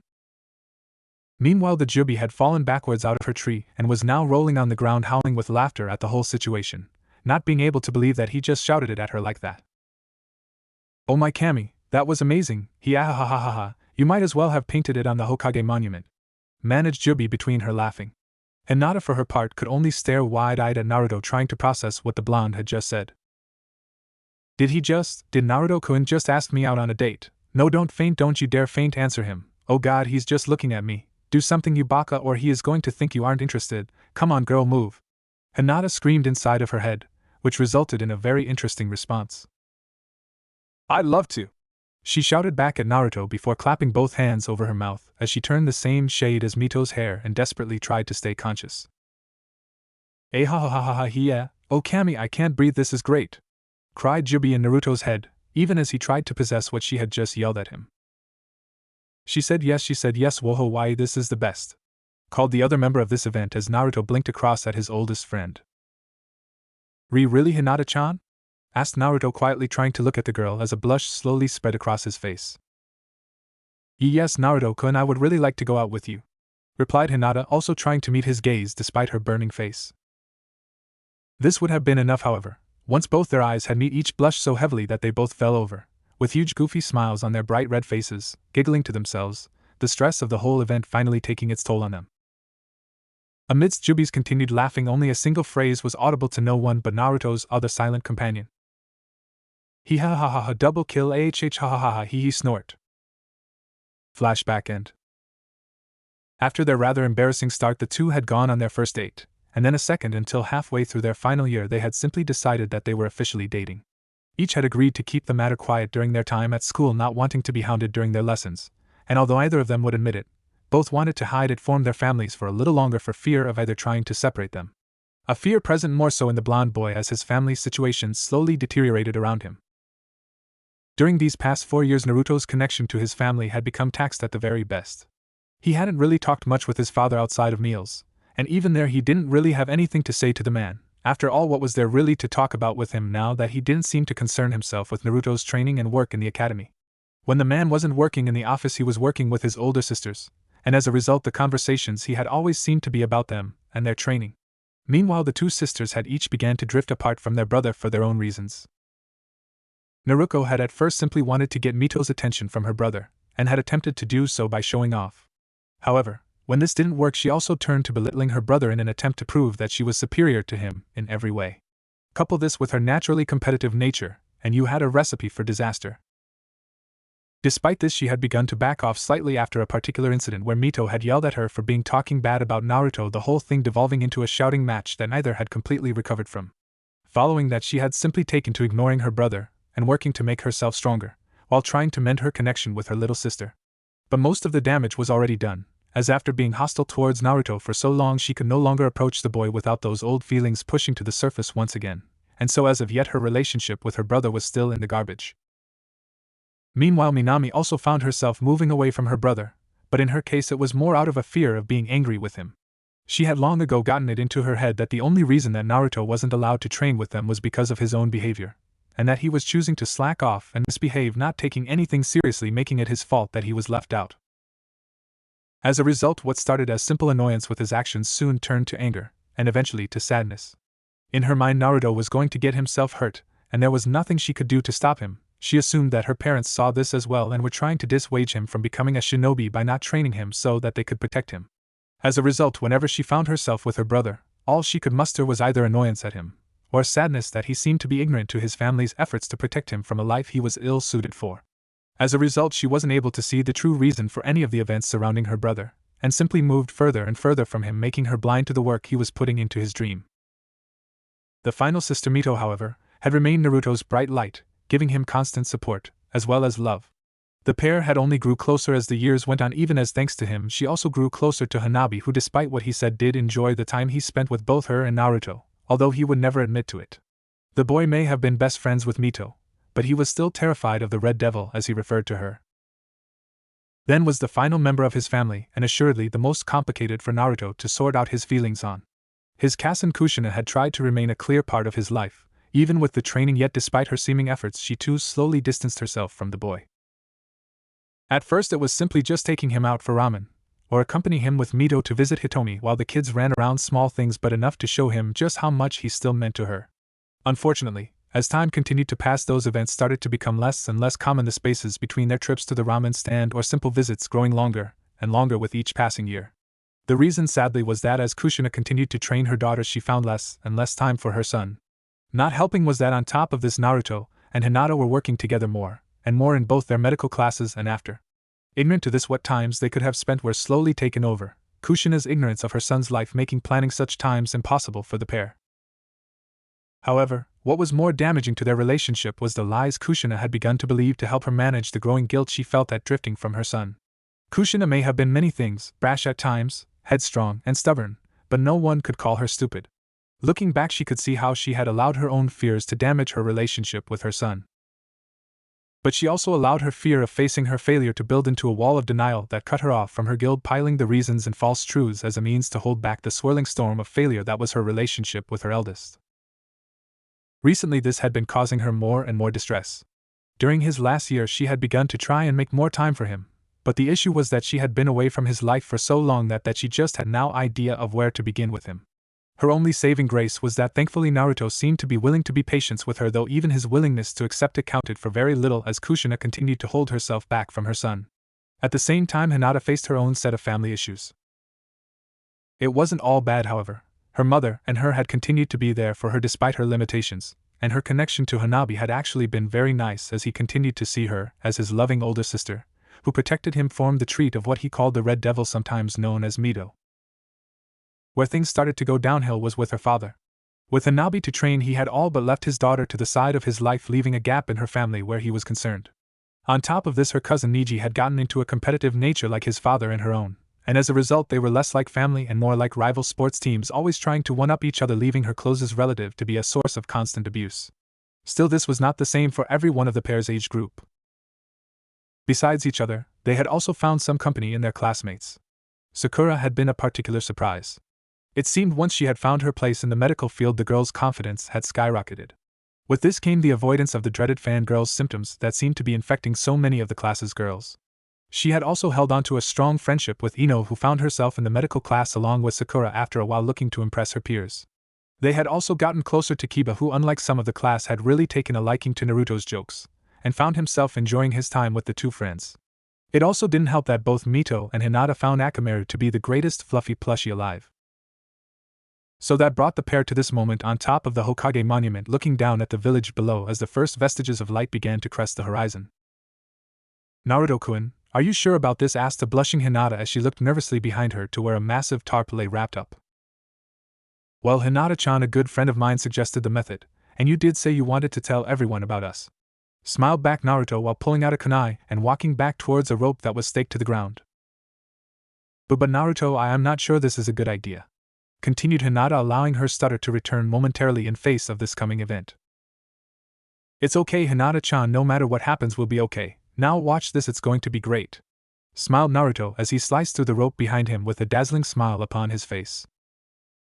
With a flutter of canvas and a small shifting of robes, a banner descended over the Hokage's faces, rolling halfway down the mountain as it went, obscuring the stone faces' eyes. The first to notice the movement were the sentries on the outer walls of the village, as the flutter of white had grabbed their attention. The reaction from them was different depending on the individual. While several were simply stunned at the message now facing them, along with the idea that it had apparently been so easily slipped past all of them, left several momentarily stupefied. Others, particularly from the female demographic, were giggling to themselves, thinking how cute the whole event was, while a few of their male coworkers could only nod their heads in approval at the display. Those who noticed next were the shinobi in kunoichi, along with the students who were about to leave for class as they exited their homes, or spied it from their windows. Most fell into the same groups as their ladders, however, there were a few exceptions. "Oh my God!" shouted a pink-haired girl as she spotted the banner from her bedroom window before falling into a fit of excited giggles at what the banner spelled out. "There's no way, how did I not see this coming?"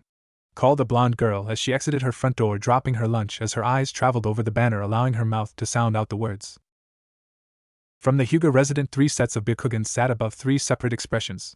Hitomi was smiling ear to ear, while she clapped her hands together in front of her mouth, trying to stop her excited giggling. Hanabi was torn on what to think, finally settling for a simple smile, being happy for his older sister, as he traced the message before him.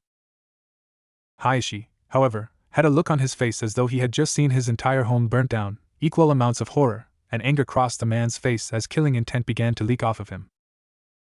Over at the Namikaze's residence, one little redhead was excitedly clapping her hands as she looked out her window at her brother's most recent action. Even as behind her the remainder of her family were undergoing very different reactions. Minato was livid, his mind already racing as he glared towards his son's latest prank. How could he do that to the Hokage monument? Didn't he realize that he was desecrating a village monument? On top of that, how could he not tell him about what was written up there before telling the whole fucking village? And what did he mean by Uzumaki? Thought the blonde as he continued to glare at the hanging message. Minami and Naruko were simply in shock, their eyes tracing back over the sign as it hung down over the village, not knowing what to think. A part of them was both happy for their brother, but also jealous/angry at him for creating this whole event. But most of all, they felt confusion at the one point of the banner Uzumaki. They both thought, wondering just what their brother meant by the change. Kushina, however, was where the real reaction was found. She simply stood there as if frozen in place as she read the banner. Guilt, happiness, sadness, anger, worry, and a small twinge of fear all fought for possession of the poor woman's face as her violet eyes continued to dart back and forth across the banner, causing her to look as though she was having a small fit of some kind.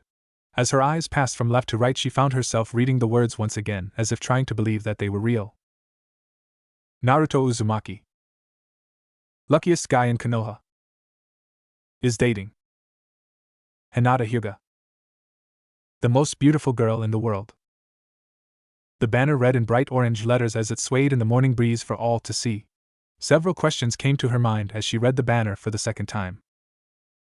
How did I miss my own son being with Hinata, she thought to herself. Oh, how could I miss something so big as this? Why didn't I see it coming? Thought the woman as her racing mind began at last to slow enough for other thought begin inching across her consciousness. Wait, how could he not tell me? Have I really pushed him that far away from me? Wait, what am I thinking? My Sochi has his first girlfriend, oh, and it's Hinata. Oh, Kami, they will be so cute together. Oh, I wonder if Hitomi is seeing this. Yo, I wonder how Hayashi is taking this. Thought the redhead in rapid succession. Her thoughts finally came to rest on one particular part of the banner that suddenly became the complete focus of her attention. Why does it say Naruto Uzumaki instead of Namikaze? Is he trying to say something to us? But what would leaving out only the Namikaze part of his name? Wondered Kushina. And with those final thoughts she turned to see her family's reaction to the banner. As she looked around she saw the questioning and in the case of her husband furious reactions to the pronouncement. Mito was still clapping away at the window, and her two daughters were looking between their Kasen and Tusan as if expecting them to explain what was going on.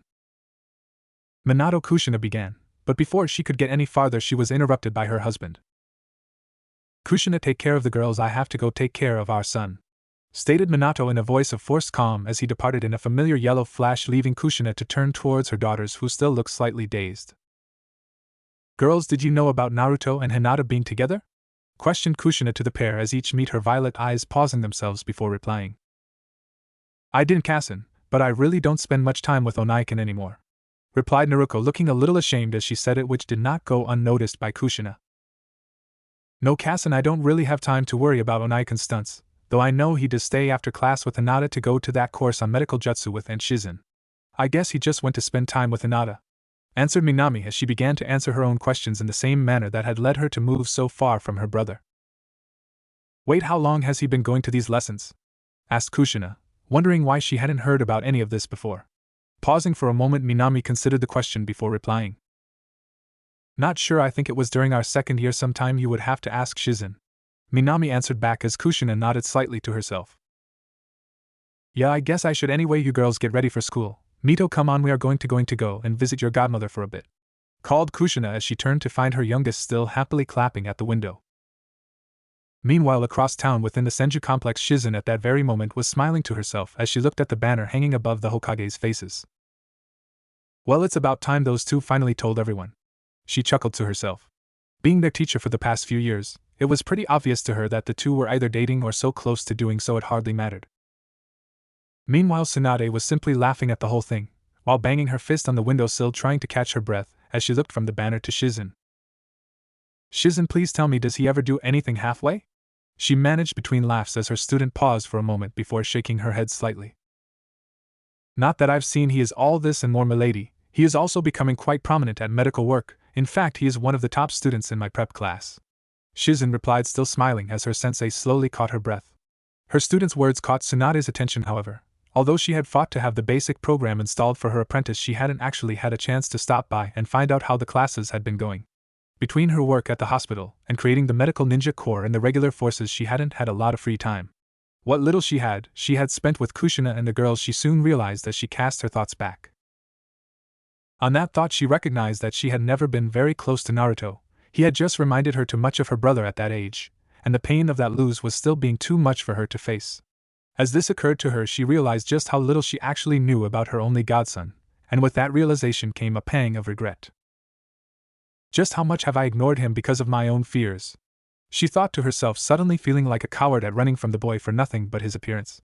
Shaking herself, she decided to stop by the Namikaze later that day and see if she could at least start getting to know the boy she should have been spending time with for years. Hey Shizen, could you tell me a little bit about the kid? Asked Tsunade, turning to find her student blinking towards her, looking slightly confused by her question.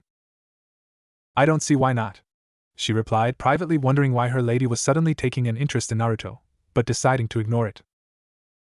Back on the top of the monument, Naruto could not help but feel spikes of killing intent begin to emerge from all over the village as the banner swayed for all to see, his smile faltering slightly as he wondered what was going to come of this.